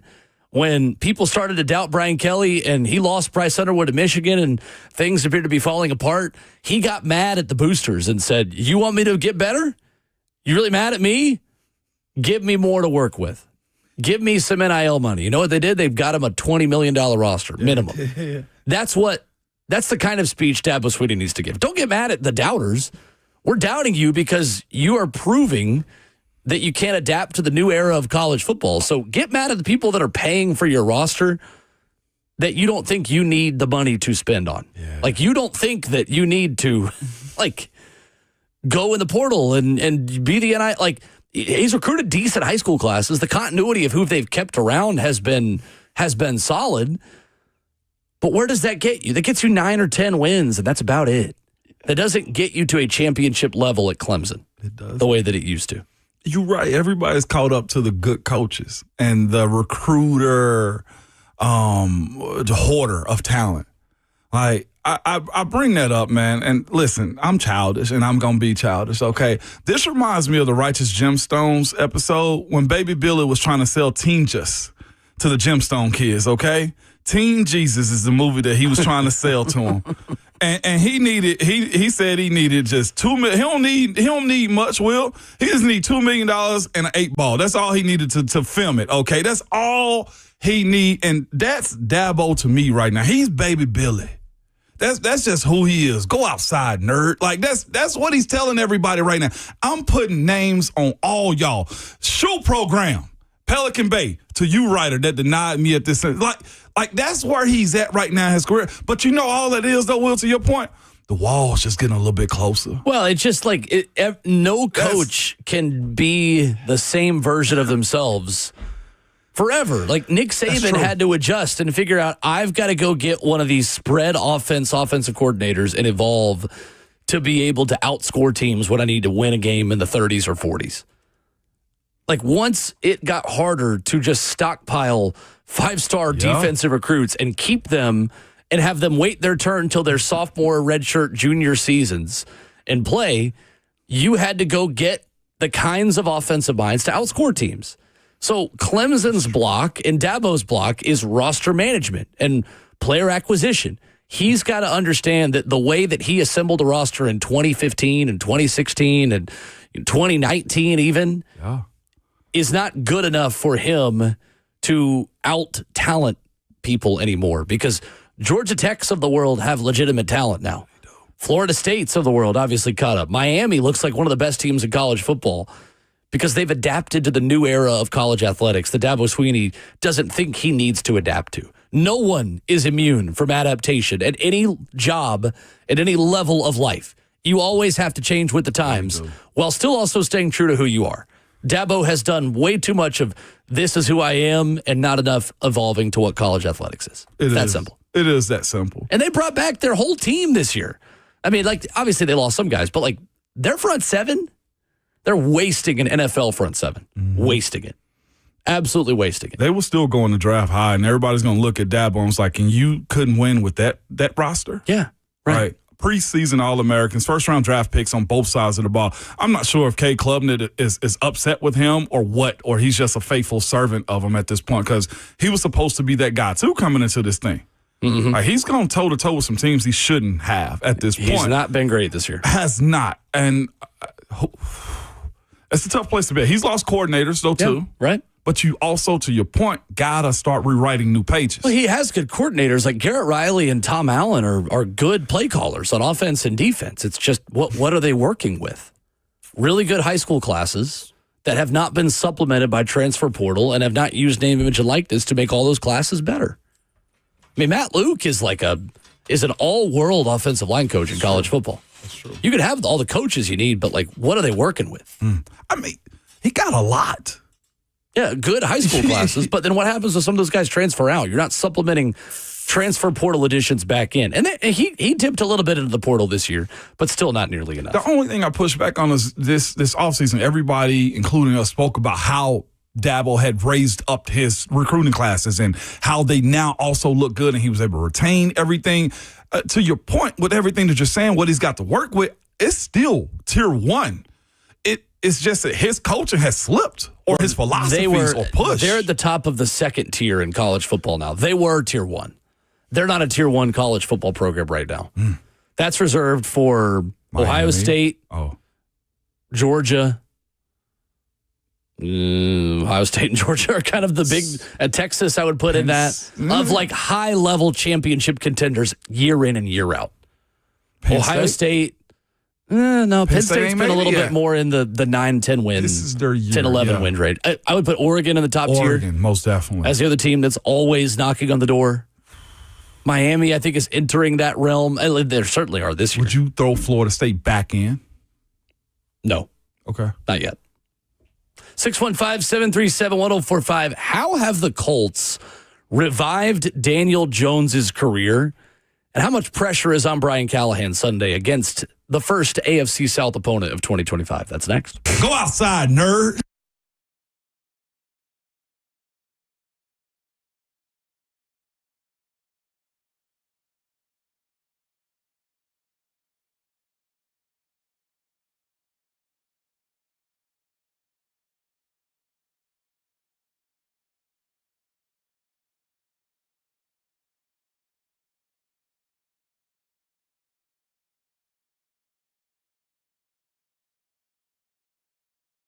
It's Ramon Foster for Medical House Calls. That's also just a website you can use. It's the name that you actually need and the service that will actually take care of you. Medical House Calls, man, 7 days a week, Monday through Sunday, 7 a.m. through 8 p.m. They have same-day appointments available and also next-day guarantee. They even make it easy for you, too. You can call or text this number, 615-838-2375, to have somebody come over to your house. These weekends get crazy. They get long, and you probably just need a bounce back. Well, They have IV recovery for you also, on top of just numerous other things where you call or text them and a doctor will come visit your house. And it's exactly as I said. We know you get busy, you get crazy with your schedule, and sometimes you just can't get off work to go to the doctor's office. Well, they can come to you at a time that you ask them to your front doorstep. It can be from sicknesses, infections, injuries, and home labs, testing, and more. For a flat fee, you get an evaluation, full exam, treatment plans, and prescriptions if you need it. Again, I know a lot of us are traveling, the holiday season picking up, sicknesses from time to time. Well, if you're fighting the flu or just simply want a performance-enhancing cocktail, medical house calls will do that to you. Their doctors, their nurses will come to your door and administer IVs to help you just get better. Feeling fatigue, a lot of other things. Whatever you need, this is the company that you need to reach out to. Website is medicalhousecalls.com or call or text this number, 615-838-2375, Medical House Calls.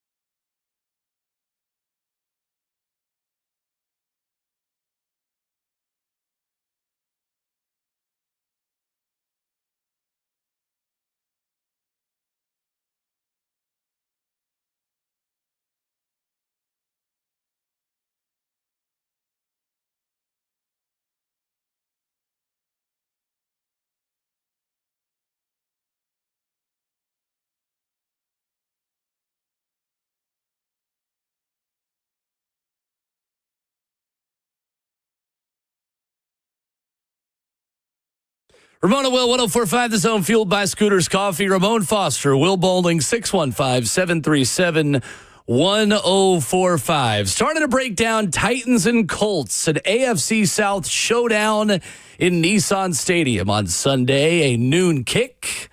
Right here on Titans Radio, of course, here on The Zone. Ramon, how much pressure is on Brian Callahan and his coaching staff heading into Sunday? What is the kind of, how do I want to put this? What kind of growth do you want to see from this staff as they head into a final home game in a month before they head on the road for 3 straight? And putting pressure on the opposing team for 4 quarters. Finishing, namely in the second half, I think is going to be what this fan base wants to see, and this coaching staff want to happen too. You can play crap in the first half, and you steamroll yourself back, man, is something that could catapult you into the rest of this season until the bye week is where I'm at too. Pressure, you ask also, it's one thing to this would be 3 FC losses. That puts you behind. I'm talking about in the graphic later in the season. Like, these are AFC teams that you're going up against. You don't want to go 0-3 on that side of it, but namely, you want to at least, at a minimum, start off your division play 1-0 also. You can lose the other games, but if you win your division, that plays a bigger part as far as the playoffs go more than anything. And yes, I'm mentioning playoffs. You're not eliminated at this point. It starts with your division play. That's Colts, that's Jags, that's Texans. Yeah, I mean, I'm not as worried about the playoffs at this point of just keeping the train on the tracks, right? Yeah, I mean, yeah, it's that part too. But you got to start thinking about these games right here to where the conversation of being in the playoffs does have to start taking precedent, and it starts in your division. Like, you can't make it to the show if you don't win your division. And that's where, if you want to do anything this upcoming week to alleviate some of that pressure, it does start with division play, and the Colts are fire hot right now. I'd say I think they got a little bit of a gift this past weekend. It was a foul. Yeah, if you missed it, leverage against the Broncos on a game, what was losing kick. Indy missed a kick as time expired, but a 15-yard penalty against the Broncos gave them another kick, and then they made it, and now they're 2-0. Yeah, that is the call. As somebody has had to protect on those extra points and field goals, to be already down.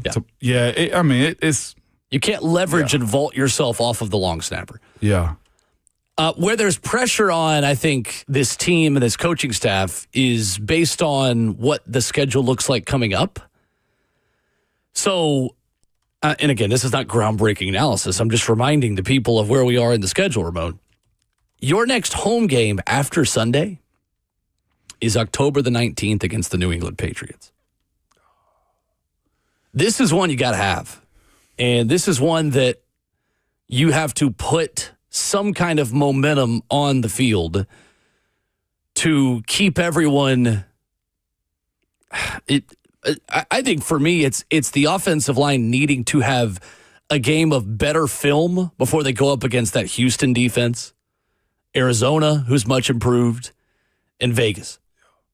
And a Pete Carroll team that is going to challenge you as well with Max Crosby up front. Like, it's getting some sort of confidence in this offensive line to go on the road for 3 straight games when you're going to be battling a defense that can time the snap count, the silent count on the road again. Yo. You are obviously in raucous environments.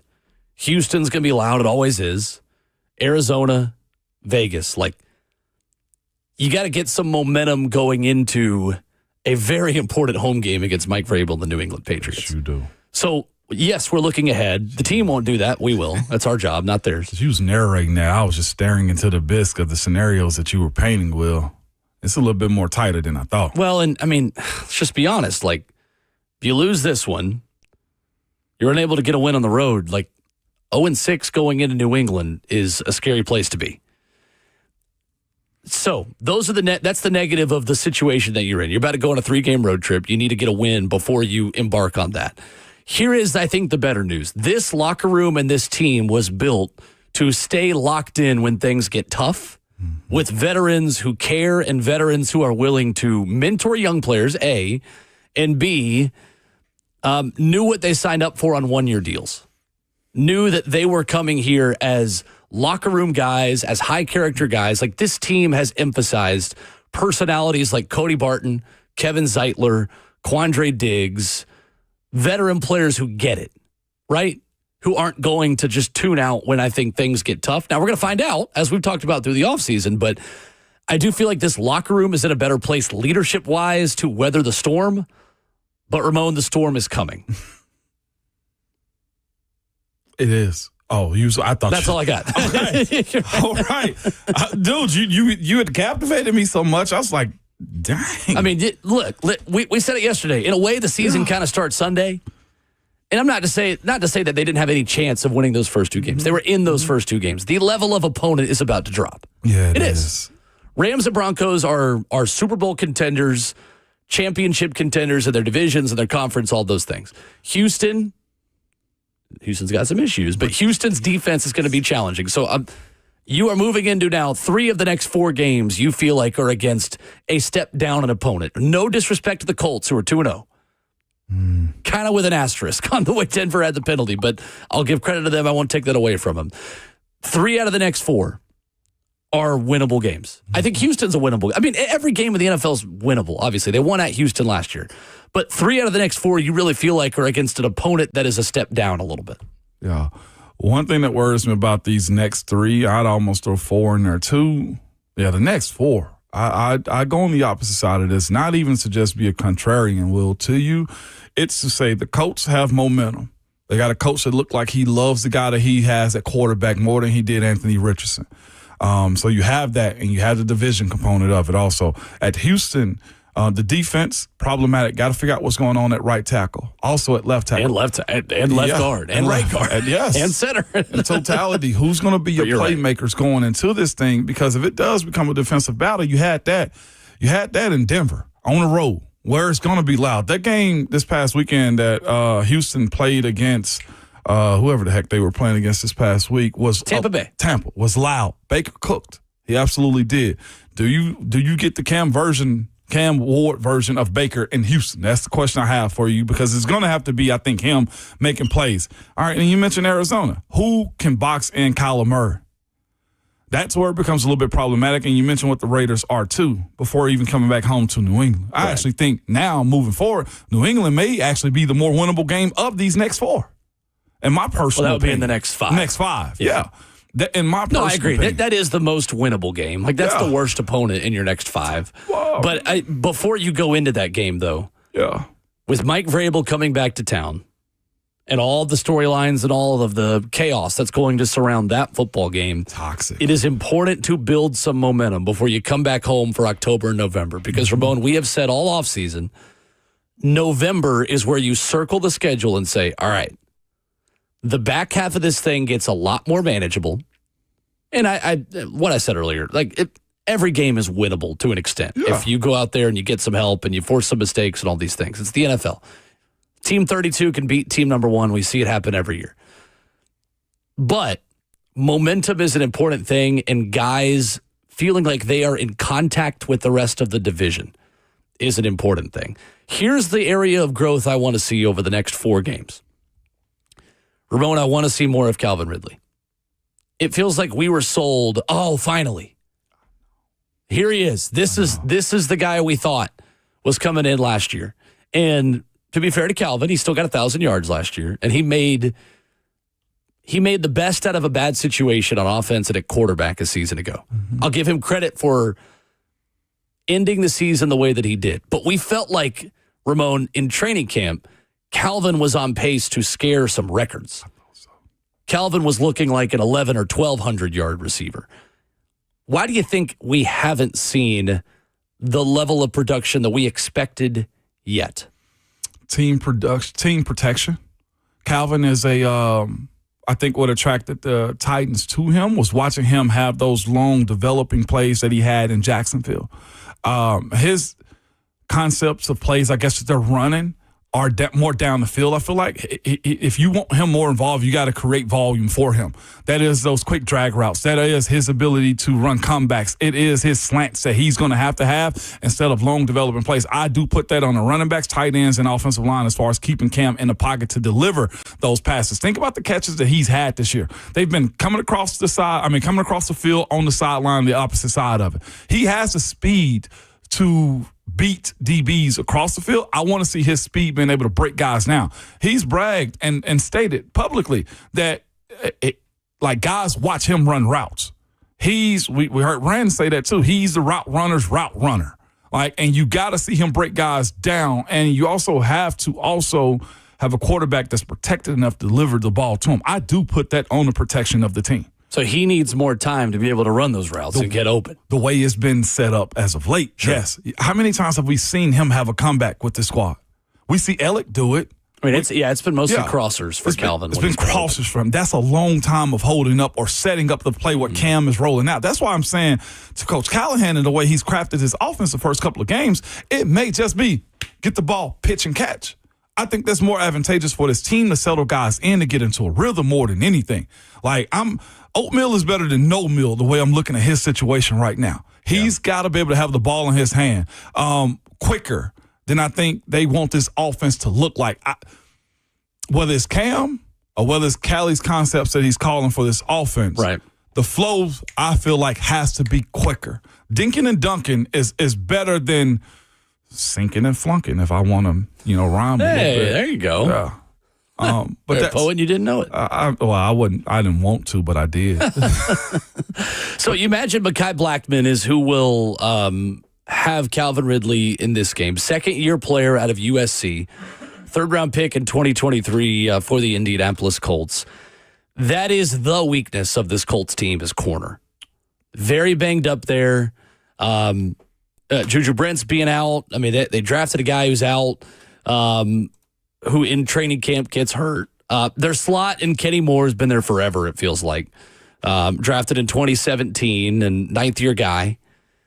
Xavier Howard this year at the opposite corner spot, though, Ramon. Yeah. PFF has him ranked as the 95th out of 98 corners in the NFL this year.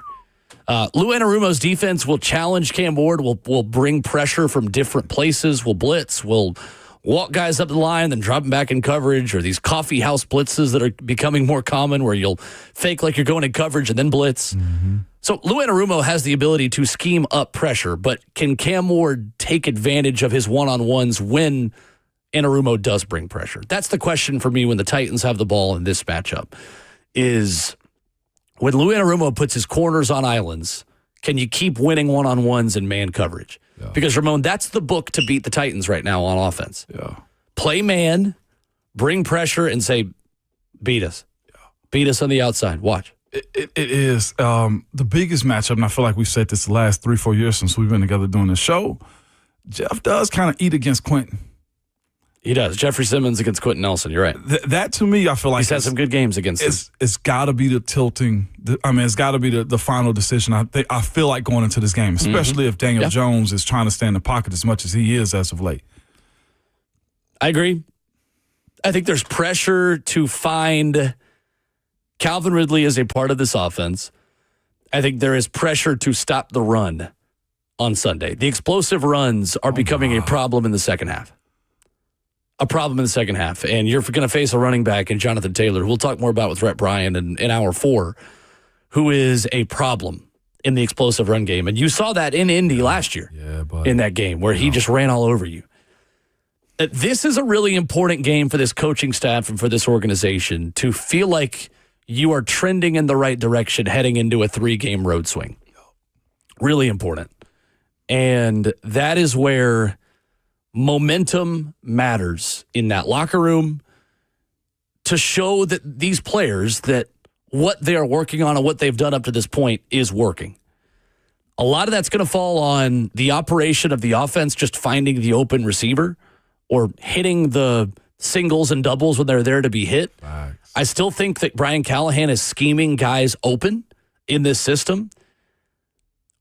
I think there is a patience that's got to be had for this offense for Cam to figure out again, like we talked about yesterday, when do I scramble and create and try to hit the big play? And when do I take the single over the middle? Because we are still seeing guys open as check down options, Ramon, that he's not throwing the football to.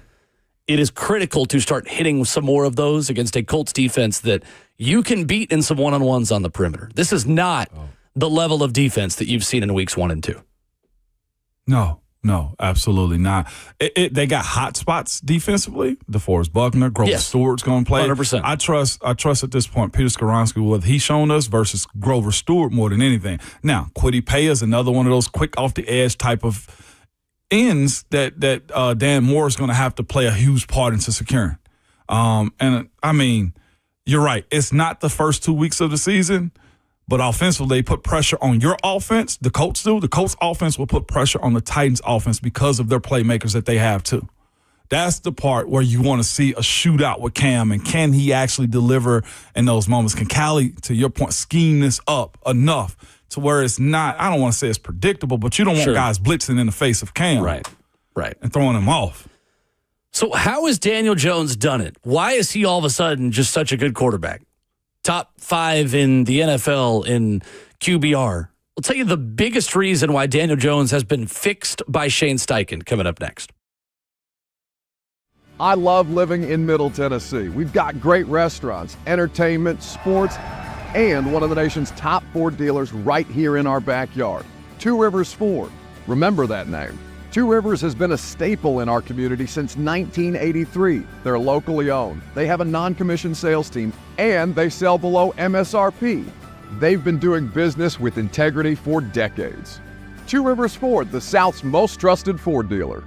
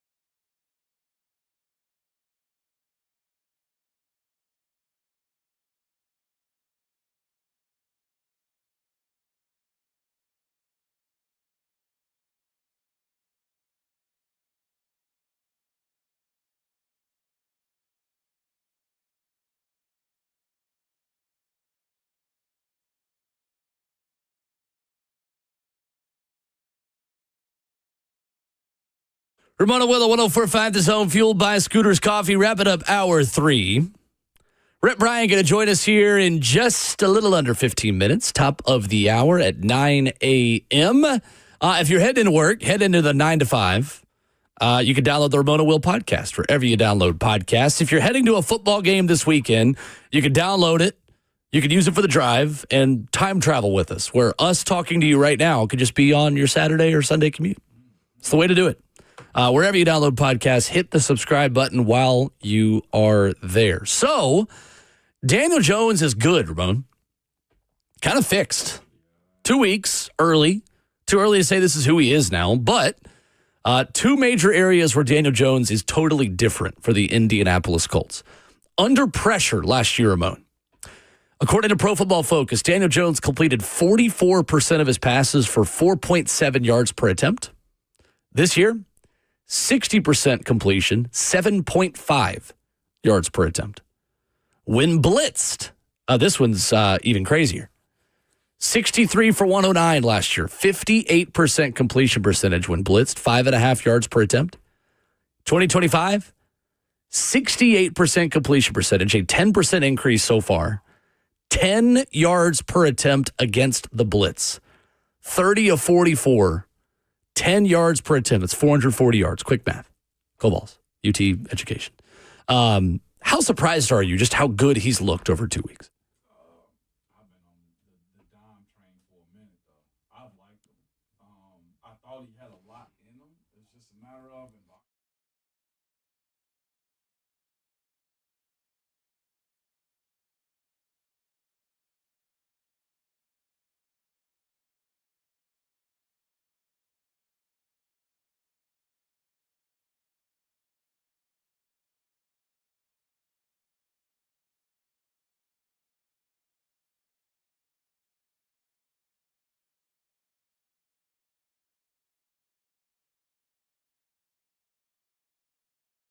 I also look at it for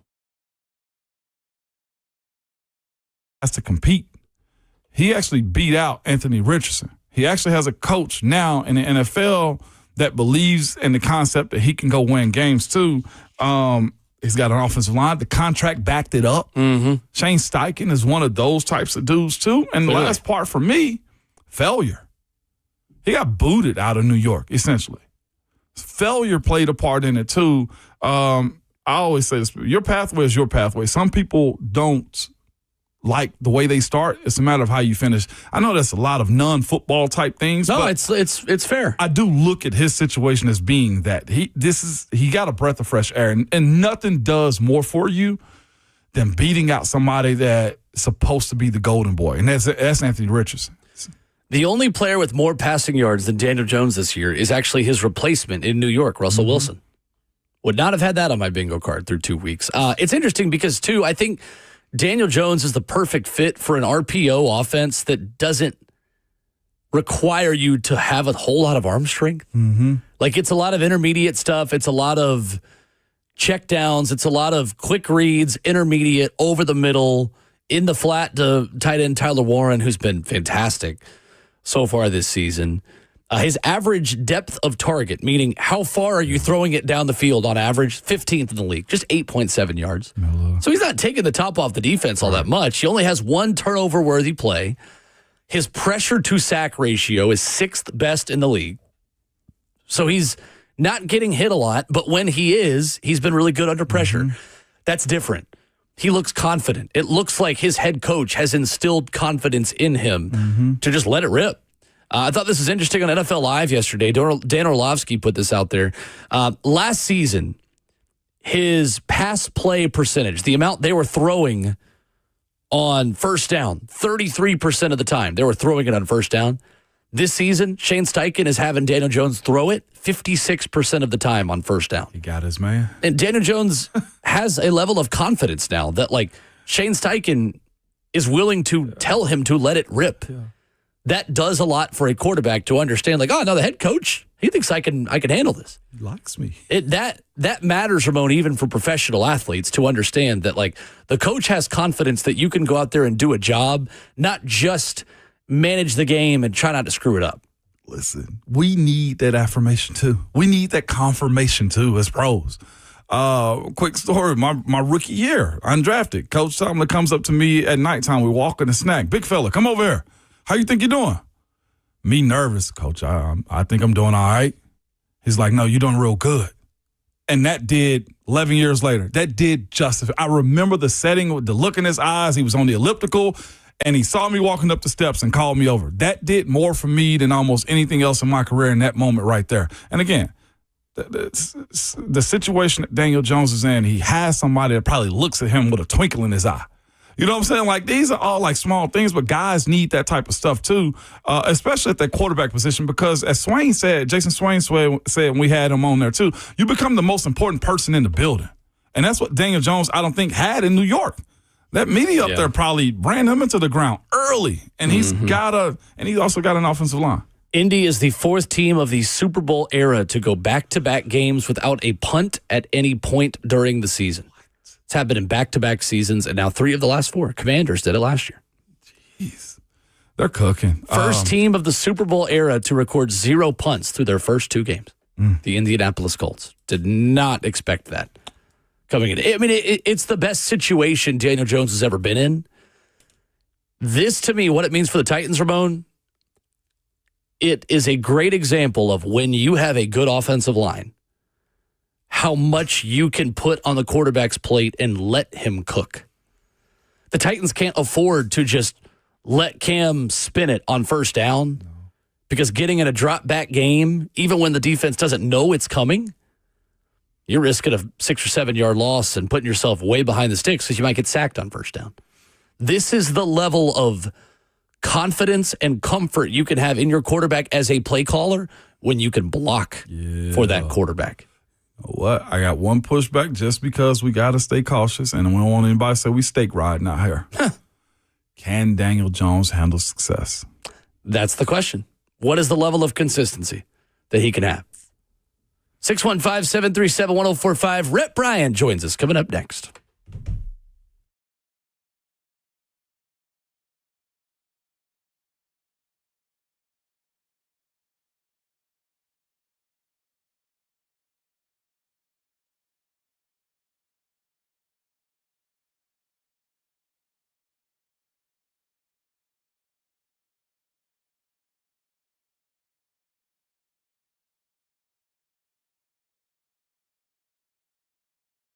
Man, I recently saw 2 houses for sale. It's Nashville, so we see it often, man. Same neighborhood, almost identical, but one had an Orchard sign, and it sold for way more. So I asked my friends over at Orchard why. The first house, they told me, used a traditional agent, man. After weeks of price drops and frustration, they settled for less than they'd hoped. The second owner chose Orchard and got more.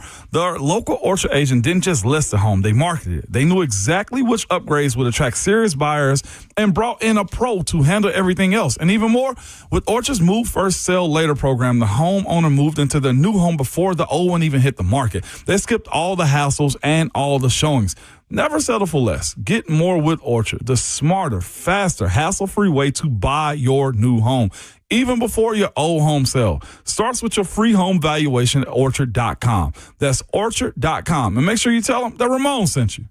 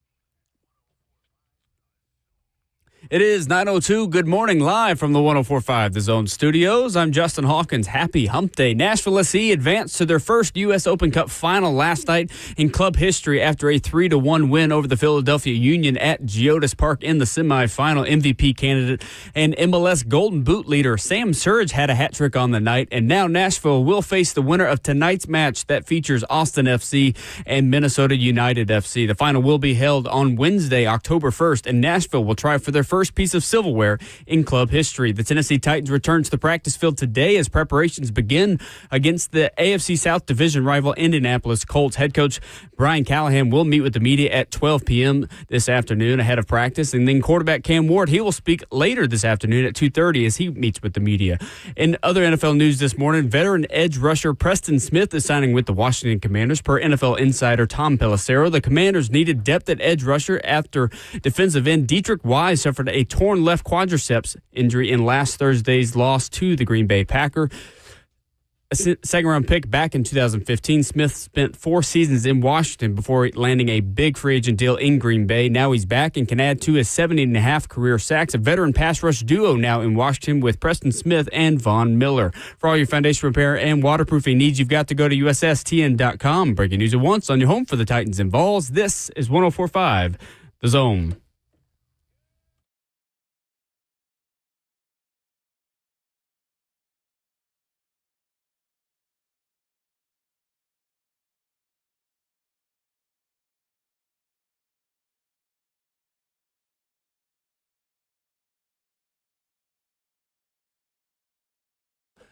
Off and running, away we go into hour number 4. Ramon and Will is fueled by Scooter's Coffee.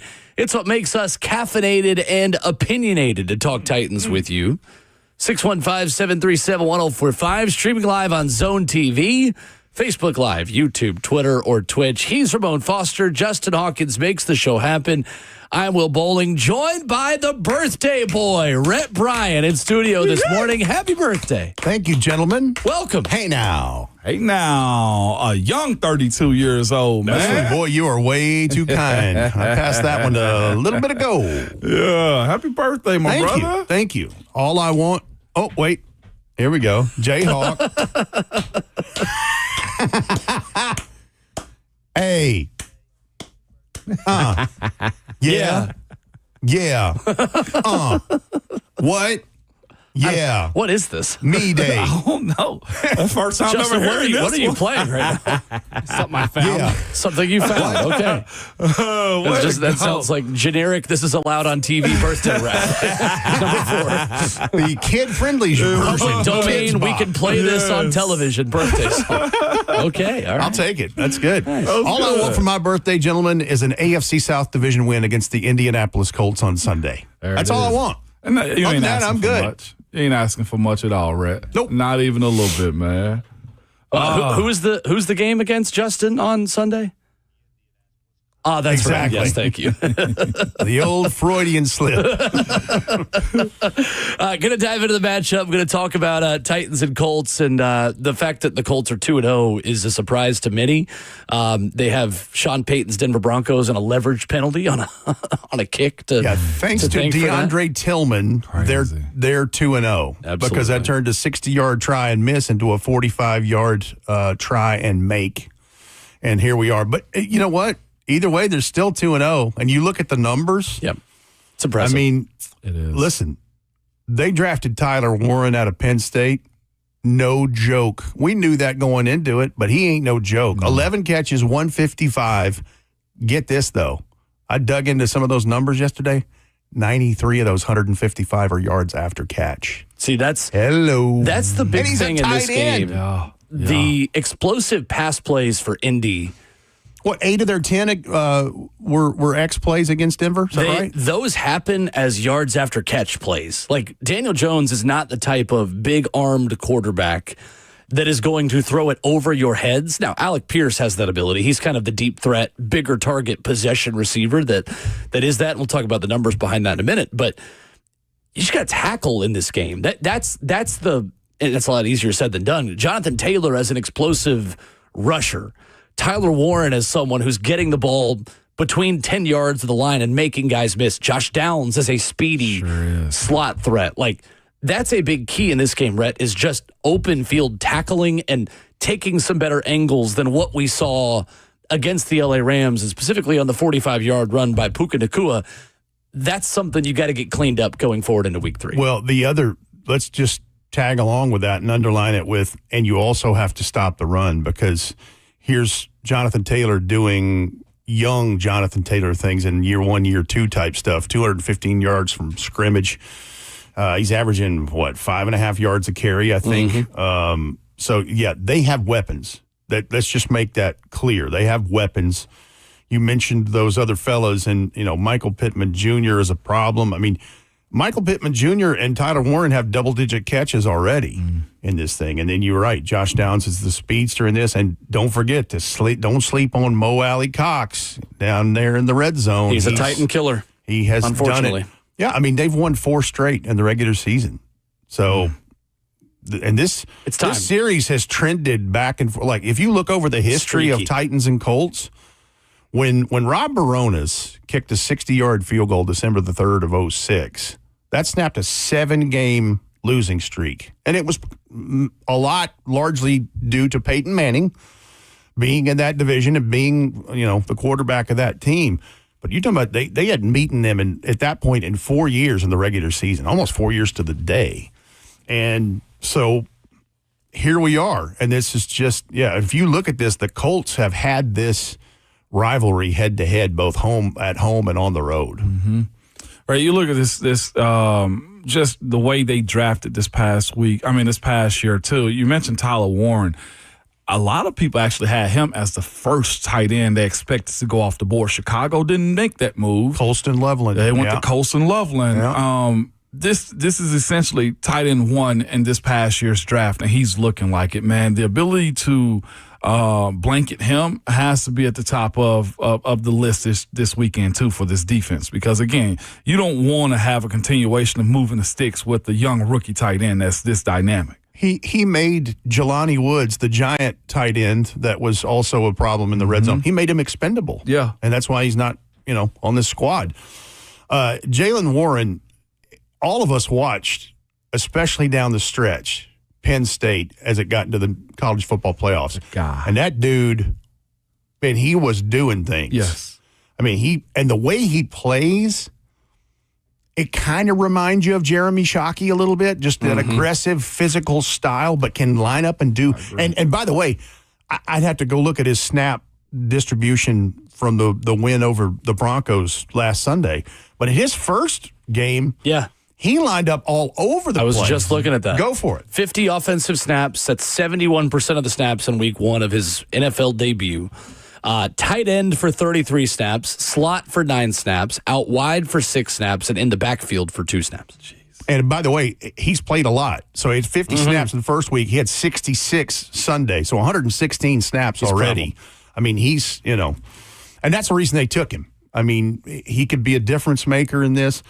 I think the other thing that I'm a little surprised at is how well this offensive line has done for them, because if you'll remember, Will Fries and Ryan Kelly both left in free agency to go to the Minnesota Vikings. Now, that's a story of another. I mean, the walking wounded have all of a sudden. But they still have Quentin Nelson at left guard. Tanner Bartolini has done a nice job at center. And Matt Goncalves, is another pick they made a couple of years ago. Those guys have done a nice job. I'm a little surprised at that. And the other thing, everyone is looking at Anthony Richardson and saying, okay, that's probably a swing and a miss at quarterback. And as we looked at free agency, I was like, please don't take Daniel Jones. Please don't take, because Daniel Jones might find a new life. Well, 2 games through, he's looking like Danny Dimes before Danny Dimes became Danny Pick 6 or whatever. Danny Pennies. Danny Pennies. I like that. That's right. Because dude is thrown for almost 600 yards already, and he's running he's like the third rusher on this team behind the other 2 fellas, behind DJ Giddens, the rookie, and Jonathan Allen. Jonathan Taylor. One of those, Jonathan Taylor Thomas, yes. Yeah. And we just gave the stats right before you hopped on. Under pressure this year, 7.5 yards per attempt, 60% completion, up 16% from last season when he was awful when pressured. And against the blitz, Rhett, last year he had 5.5 yards per attempt. This year, 10 yards per attempt against blitzes. That to me says that his offensive line is picking up those blitzes and giving him a clean pocket to throw from. And he is in a system where he can get the ball out of his hands quickly in that RPO, Shane Steichen, Philadelphia-esque system that doesn't need a whole lot of arm strength and is really predicated on intermediate passes that can get open quickly. To your point, you look at the 2-game sample size that they've had. 9.02 yards per passing play. Yep. Number one in the National Football League. 445.5 yards total offense. That's number 2. 6.5 yards per play, period. That's 2. 161.5 on the ground rushing. That's top 3. Just under 4.5 yards per rushing play. That's just outside the top 10. 284 through the air. That's tied for second. 46% on third down. That's tied for 6th in the league right now. 31 points a game average. That's top 5. And number 1 in giveaway takeaway at +4. You know who's because we ain't even talked about their defense yet. Right. No. Right. You know who's also leading them in rushing touchdowns? Daniel Jones. Danny Dimes, the aforementioned Danny Pennies. A couple of QB sneaks in week 1 and then another rushing touchdown this past Sunday. It's impressive. And here's the other thing that one of the big stats that really knocked me back a second was they improved to 2-0 for the first time since 2009, snapping the second longest active drought without a 2-0 start in the NFL, trailing only the 1993 Cleveland Browns. Never mind. Wow. Just a knee-jerk reaction for Ramon there. Anytime Cleveland's mentioned. Coming up with Rhett Bryan, what is the Titans' pathway to beating the Colts? What are the keys that have to happen in order to get win number 1 and AFC South win number 1 of 2025? We'll talk about that with Rhett Bryan, preview Titans and Colts with him next. The Indianapolis Colts.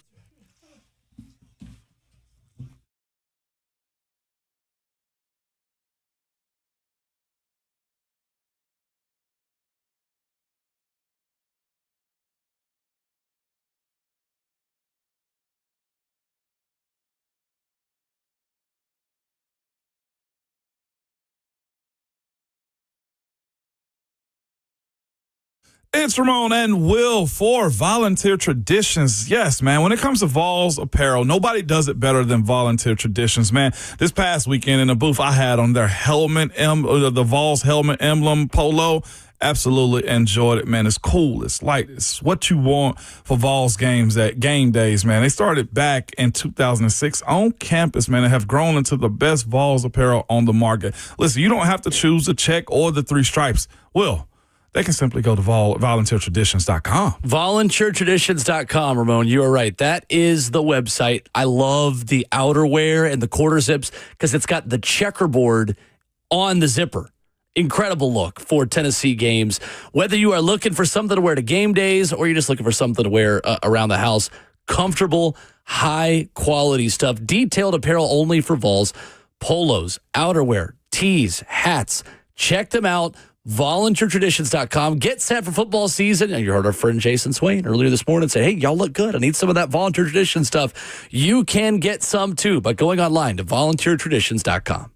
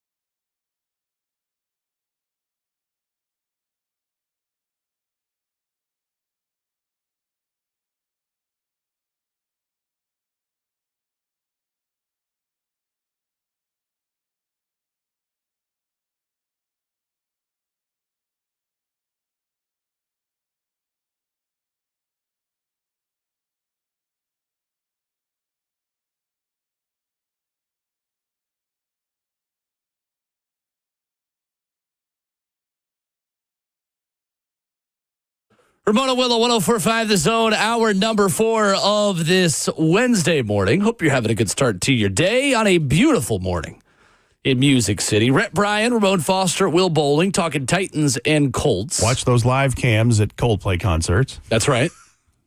If Be careful. I mean, if you're above board, everything's good. Sure. No, nothing to worry about. But this was like a middle school banger for me. What a time. If you're moving around doing other things, then maybe not so good. What a time. Good summertime You always content. need to be careful of one thing, though. Hey, do we have a britches report yet from Jim Wyatt? It usually drops while you're on with us. Yes, that's why I'm asking about Let's what see. they're wearing. This would be usually the game where you'd go Titan Blue on Titan Blue, because Colts games have often been Code Blue games Code in the blue. past. We'll see if Jim Wyatt puts it. He just put out the Titans versus Colts television referee, Scott Yep. Novak, the Scott referee. Novak, that's all of right. those things. Halftime, Mike Keith Ring of Honor induction, which we'll talk about here in a few minutes as well. Yep. All of those things. So I'll stay locked in on Bridges Report. Nothing yet. And yeah, All righty. Nothing yet. we do fall today. That's right. So, Rhett, what is the key in this game? What's got to happen for the Titans to beat the Colts, get win number 1? What is the pathway to victory on Sunday for the Tennessee Titans? You have to eliminate the pre-snap penalties and those errors that put you behind. And I think if you do clean that up, you're not going to be 3rd and 9, 3rd and 18, we had some 3rd and 24s in the first 2 games. Yeah. And then the other part is the reciprocal. Got to score more touchdowns. 1 touchdown in 2 games, not going to do it. Not in the NFL. Look at a prime example is their opponent. They're averaging 31 points a game, and they're barely 2-0. Again, if DeAndre Tillman doesn't have the leverage penalty at the end of regulation, because obviously a game cannot end on a defensive penalty, they're 1-1 and not 2-0, and that's scoring an average of 31 points a game. So, you gotta find a way to get to the end zone. And there's no disrespect to Joey Sly, who seems like he can kick a 75-yarder. Yeah, Because, dude, and then that deal where he just walks up and he does not take any step on a kickoff and just boom. Bang it. Like, that guy has a howitzer for a right leg. It's crazy. Good grief. But that's where I'd start. And then the other thing for this Titans defense, if there's some way you can get Big T Sweat back, I think you missed him last week because you're going to have to try to stop Jonathan Taylor in this run game.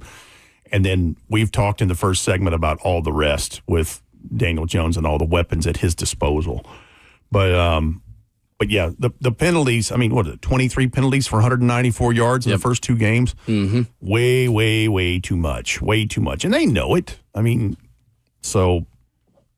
it's the ones that are pre-snap that are the real.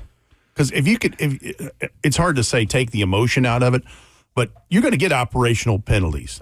Coach Callahan talked about that after game 1.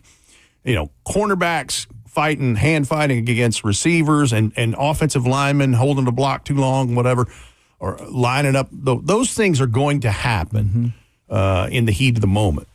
But I would just start with there because there's so many things that you could point to positively. They just haven't ended in the score that you want. It hasn't all clicked at the same time. No, because they climbed back into that game and had the lead at halftime, for heaven's sakes. Now, the problem after that is some of those penalties, getting behind the chains so much on 3rd down, and they reeled off 21 unanswered points, and the rest, as they say, is history. Whether their head coach tore his plantar fascia or not, Easy.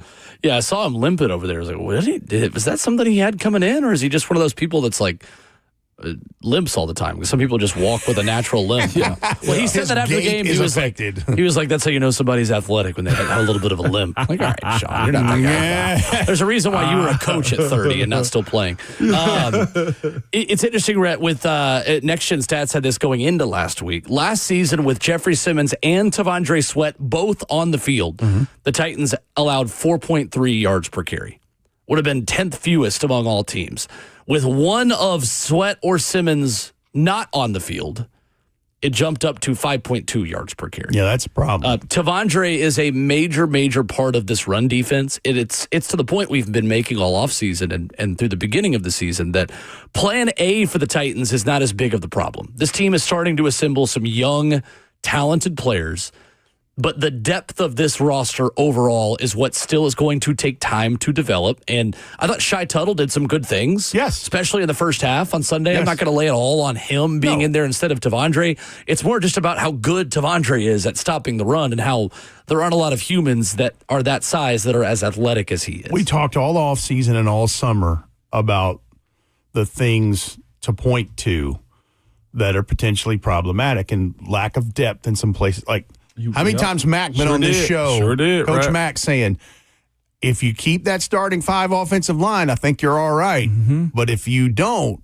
and injury is a problem, which injury's dang near inevitable, that becomes a problem for you. And there's other position groups where that is also problematic. We talked about the youth. We talked about almost 56% roster turnover, and we're talking about from the final And the 53. 21 players who were on the 53 for week 18 were on the 53 for week 1 this year. 21 players. That's it.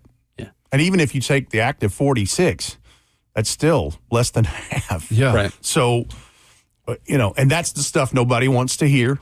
That's, but excuses, whatever you call that, it's still the truth. Mm-hmm. It's still reality. And the promise is you got your quarterback and you got a good rookie class. Like that. You do. That Cam throw for the touchdown. Mm-hmm. Well, actually, the one 3 plays before, the one-handed X play that took him to the 9-yard line that Ellick had one-handed up against his helmet. That and then the touchdown, he was just as impressive as Cam being able to roll back and throw because he stayed in phase with him the whole time. Right. I would say, too, that is one of the ways that you belong in the league. Like, guys ask the question, like, how did you know, like, you could play in the, like, Alec Ayemaner's ability to show that eccentric side of his game, where the game ain't too fast for him. I know he's a 4th-round draft pick. That guy looked like he could turn into the dude, man, if you pour into the situation. What's Nico Collins, a 3rd-round pick, too, if I'm not mistaken? I believe you're right. Mm-hmm. Yeah, it's like, you don't have to always be the number one, you know what I'm saying, the first-round guy is what I'm getting at. If you can make plays in this league, even if he does turn into a number 2, like, you see that you have a playmaker. Like, that's what you're looking for in your team. The Alec Ayemaners, man, like, the playmakers, that's what keeps your offense and your teams. That's how you build a roster? Yes, that's how you build a roster. And listen, it's a small sample size. I know that. It's a long season. But we talked about it over the summer that Calvin Ridley's wide receiver number 1, who's number 2, and we all agreed that Alec could be the guy that could work himself into that spot. Well, early on, that looks almost apparent that that's a thing. The other thing that's really good about this team is the 180 in execution and production and manufacture of the special teams phase. John Fossil, Stud. He's always been good, but he's proven to me he's good as advertised. And he brings in Joey Sly, who had bounced from team to team, who has a leg that's unbelievable. Johnny Hecker, he's in year 14. He looks like he gets better all the time. The directional punts that he has, and then we haven't even talked about Bryce Oliver is screaming down there in coverage as a gunner, and so is Van Jefferson. Just the way things, the fundamentals and the 180 that unit has taken is remarkable. It really is. And I think, too, when you talk about building a roster in terms of the young players that are starting to contribute, the Cedric Grays on defense, James Williams in special teams, Jalen Harrell, who's become a special teams ace at all of these things. Yes. I actually just saw this from Jason of Over the Cap, who wrote this morning as I lose the tweet. That's really unfortunate as I literally go to writing it because I want to word this correctly. Of the teams who have started 0-2 this year, 5 of them ranked in the top 10 in cash spending this offseason. Chiefs, Browns, Texans, Dolphins, and Bears were all amongst the teams who spent the most money this offseason. And the Titans are probably right outside of that. So, right. To that point, yes. And by the way, there's 10 teams that are 0-2, right? I believe that's correct. Yes. I believe that's correct. I mean, Wow.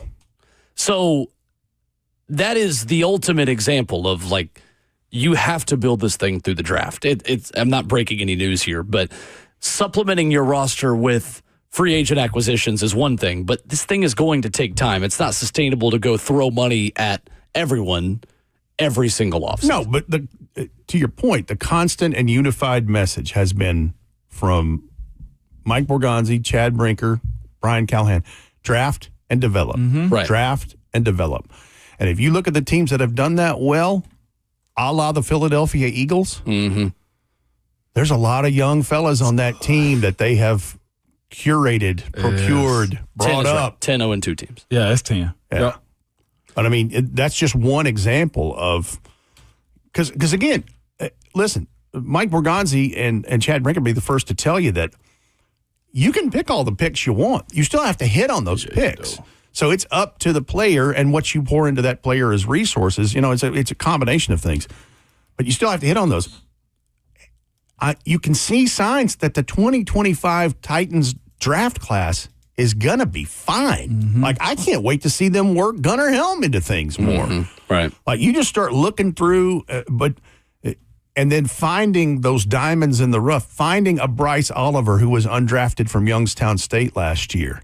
And again, I think he can help you in a pinch in the receiver room if you need it. For sure. But good Lord, has he embraced special teams? You got to have, I mean, what was it that John Fossil said in his introductory? He's like, got to have a little crazy or something. What was it he said? He's embraced that completely. Yeah. Totally. He is screaming down the field and affecting that opposition's field position. They're winning those field position metrics. They're just not finishing the deal. The matchup I'm excited to watch this weekend when the Titans have the ball, Tony Pollard is as advertised than what we thought he was going to be in camp. Had a really good camp. He has forced 20 missed tackles on his touches this year. That is 6 more than any other player in the NFL, according to Next Gen Stats. And how does that surprise you? Because bless his heart, he's earned every yard he's gotten. Yes. And that's what got lost in the loss on Sunday. He was good. 20 for 90 yards. He was really good.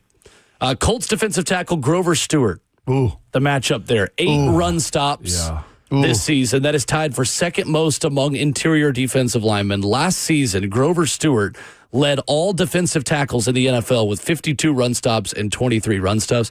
The Colts brought in Grover Stewart and DeForest Buckner to slow down a guy named Derek they saw 2 years, 2 times a year. Now, Derek's not here anymore. But within that, the Colts built a very good run defense that starts with 2 of the best interior defensive linemen. That is the teeth of this defense. We hadn't even talked about the pass rush and Kwity Paye. Laiatu Latu has been dealing with an ankle. We'll see if we see him on Sunday. Right. And if we're lucky, we won't and get healed up after this week. But those 2 guys in Stewart and Buckner, they're the teeth of this thing. And listen, a young fella like Grover's got an old head name, man. They are so angry. Hey, Harold. Hey, Howard. Hey, whatever. Richard. You could name me Derek. Ernest. But I mean, a guy like Grover, you got something extra in your bucket if you're that young and your name is Grover. Right, mad all his life. The struggle with Indy, on defense is the secondary. They are really thin at corner. Yeah. 3rd-round pick Justin Wally out of Minnesota, season-ending injury in preseason. JT Tuimoloau, the defensive end out of Ohio State, the 2nd-round pick, benefiting from Laiatu Latu's lack of availability and stepping up into more of an immediate role. But they don't have Juju Brents. They don't have Justin Wally. Xavier Howard has not graded out well at all, according to Pro Football Focus. Mekhi Blackman, a 2nd-year player out of USC.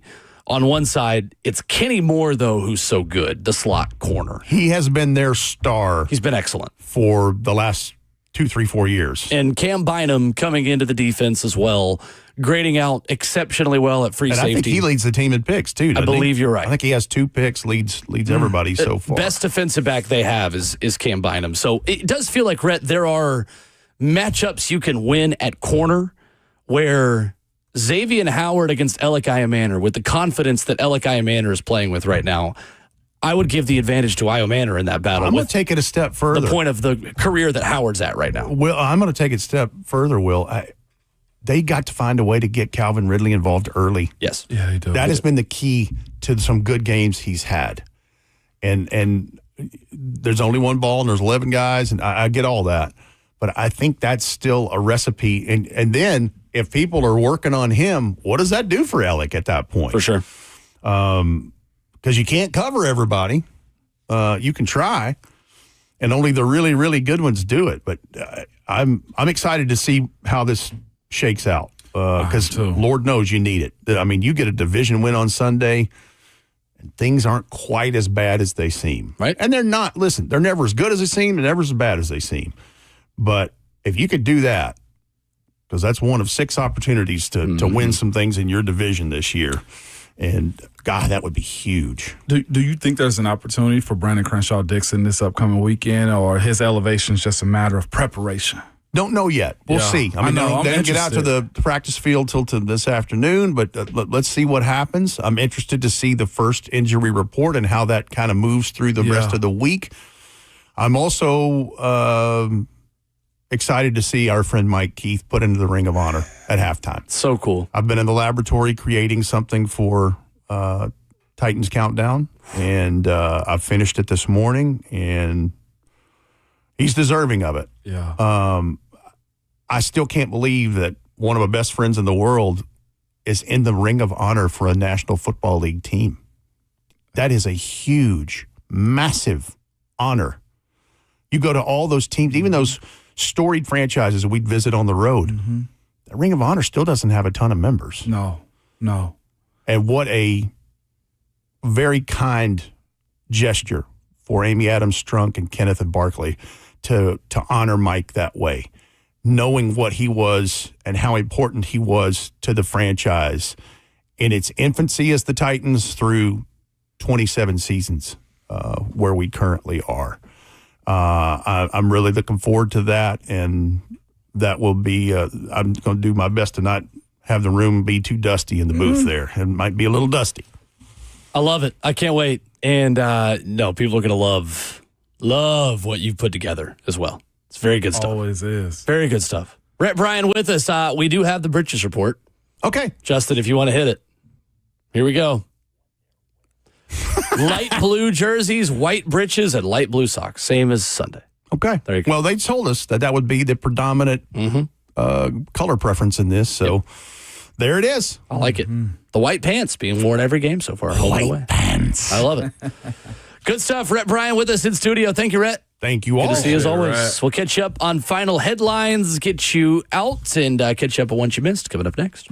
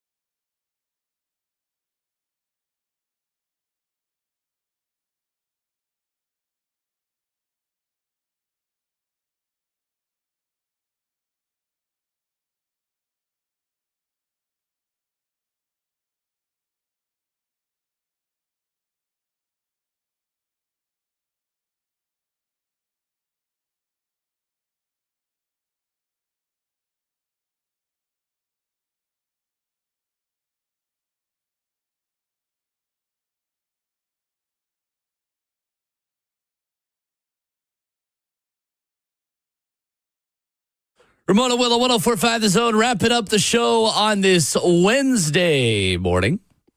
Coming up, Buck Rising Show has you covered up next. I will be in the locker room today at Ascension St. Thomas Sports Park. Hear from some Titans that we will talk about tomorrow. Where are you at with this Colts game, Ramon? How positive are your feelings around it? Is this the Sunday where things turn around a little bit? Be honest with you, I'm not very positive. Okay. Sorry I asked. But you asked me. But what I will say is I do have the question of, can Daniel Jones handle success? It's one thing to do it, but can you do it again and then again and help sustain it? I'm not sure if the Giants under him have gone 3-0. I'm not sure if he's used to this type of positivity coming into his life, but it's a matter of, well, yeah, he is. He's a top 10 pick, okay? Yeah. But can you handle this professionally? How much can you mentally say to yourself, they still don't like me, and go deliver? That's the part of it where Fair. Battling success is probably one of the hardest things you can do, and they're riding high on the hog right now. Should have probably lost last week. How much good fortune do you think you have? That's why I feel like the Titans can take advantage of. And like I said, too, it ain't my key to the game yet, but I'm sure we'll get to it. Jeffrey Simmons and Quentin Nelson's ability to battle one another. Can somebody else eat off Big Jeff's plate is where I'm at also. It's an important game to have Tavondre Sweat available. It is. It really is. Very much so. For sure. Yeah, I think it's one that if you get a little bit healthier, which we'll find out today, kind of changes the whole vibe you have around this football game. Mm-hmm. Where are you at right tackle? Where are you at defensive tackle? Then let's go from there about how you build a game plan to beat the Indianapolis Colts on Sunday. But you're right. I mean, to me, like the strategy and the pathway to victory starts with just tackling. That's true. Something the Titans did not do well enough to win on Sunday against the Rams. Like when Jonathan Taylor is in a position to be tackled, can you tackle him? When Tyler Warren gets those intermediate routes, can you tackle him before they become explosive plays? That's the biggest key for this defense in stopping an offense that is not going to go over your head as much as it is going to dink and dunk you and use the leverage of where you are and let Daniel Jones make fast decisions in the RPO game to get you off balance a little bit. Yeah, so we'll see. Discipline got to be at an all-time high this upcoming weekend. That team's going to come out high. It's going to be interesting to see because in this matchup, as it stands, it was the Jonathan Taylor versus Derrick Henry show. For a long time. Mm-hmm. Can they take him away and force Daniel Jones to prove that he can go be that guy? That's going to be the biggest thing. And I feel like it's Friday already. Golly. We're getting there. Yeah, we hadn't even practiced the preview. We'll see what health is, too, for this team. Heisman conversation becoming interesting. I was reading this at ESPN.com yesterday. Oklahoma quarterback John Mateer is the new favorite for the Heisman at several sports books. ESPN Bet, Ramon, has him plus 850. And he's the front runner at 850 as of Tuesday afternoon. Some others like BetMGM has Carson Beck as the favorite plus 700. Either way you spin it, I thought this was interesting. That is the longest odds for a Heisman favorite at this point in the season since at least 2012, according to data compiled by ESPN research from sportsoddshistory.com. The previous longest favorite was LSU running back Leonard Fournette at plus 500 entering week 4. Heisman race is as wide open this year as it has been in a really long time. Really long time. No one's had a Heisman moment yet. Carson Beck going to win it. Really? Calling your shot. Calling my shot. All right. He was supposed to be the guy last year. He was. That's fair.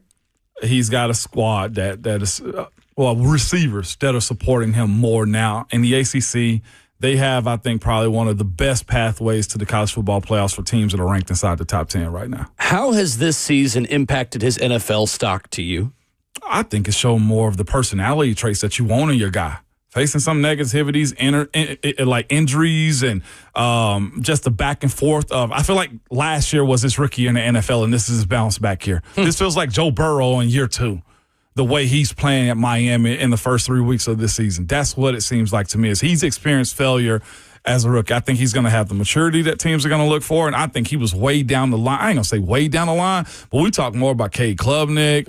I mean, DJ Lagway. I don't think he's draft eligible just yet. We talk Lenore Sellers. We talk Heck, Arch Manning, way more this offseason than we did Carson Beck. Carson Beck is on a redemption tour to bandage up what happened last year for him. Eric on YouTube says Joey Aguilar could actually win the Heisman if he keeps it up, and I'm an Ohio State fan. If Tennessee goes 11-1 and Joey Aguilar continues playing the way he is right now, he will be in New York. He'll sit in New York. That's a big if, and I'm not going to predict that to happen. Somebody probably just took what I said out of context, like, "Oh, Will thinks that." No, I'm not predicting. Yeah, no. I don't think Joey is a Heisman finalist, but like Homer Simpson. Like if that happens, then yeah, sure, we could talk about Joey going to New York. Man, it's the best Cinderella story you can possibly have. Joey Aguilar's playing with house money. I mean, if he continues to play as free as he has, and it morphs into, I'll even go 10-2 conversation. I mean. Let's play a guessing game here because this has become a trend on social media. ESPN.com does this thing where they give you percentage chances to win games in the future. I'm going to go to the third Saturday in October. Justin, I want your submission on this as well. What percentage chance do you think ESPN.com gives Tennessee to beat Alabama in Tuscaloosa? Because at this point, like, let's face it, in order to make the college football playoff, Tennessee's got to either win in Tuscaloosa or Gainesville and not lose a home game. I mean, maybe you could go 9-3 if there's enough carnage and you could drop one of those, or you could lose to, Tennessee's got to win the rest of their home games to go to the playoff and then steal one of these couple. What do you think their percentage chance is at ESPN.com? I'm going to guess too. I've not looked at this yet. Mine, the Jayhawk. You go first. Okay, put me on the spot. Well, I was going to say you must have read this because the way you're asking the question. So I'm going to go ahead and say, just because I think Tennessee has played like the better football team lately, I'm going to go 54.8%. Oh, you're going down to the percentage, down to the decimal. I was actually thinking 53 was my percent. I'd say 47. So you're opposite of me. Survey says 33% chance. That's stupid. That's as gettable as Bama has been at home in a generation. We'll see. We'll see. You got to get through UAB, Mississippi State first. They were close with a non-throwing Joe. Yeah, that's true. Coming up tomorrow morning on your Thursday, Rick. Hopefully Ramon will make the paper toss that he just missed. Coach Mack at 7:20. Voice of the Vols, Mike Keith, soon to be Titans Ring of Honor honoree, Mike Keith, and voice of the Titans, Taylor Zarzer, who will be on the SEC Network call of Tennessee UAB as well. That is your Thursday. The Buck Rising Show is next. You must remember at all times, good people, your Twitter fingers and your mic is always hot. Jayhawk, hit him with it. Wow.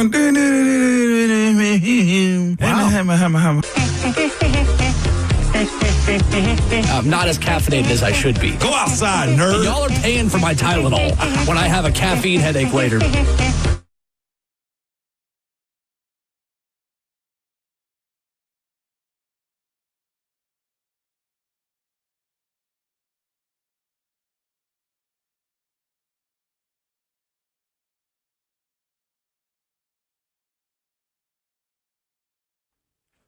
New customers, this one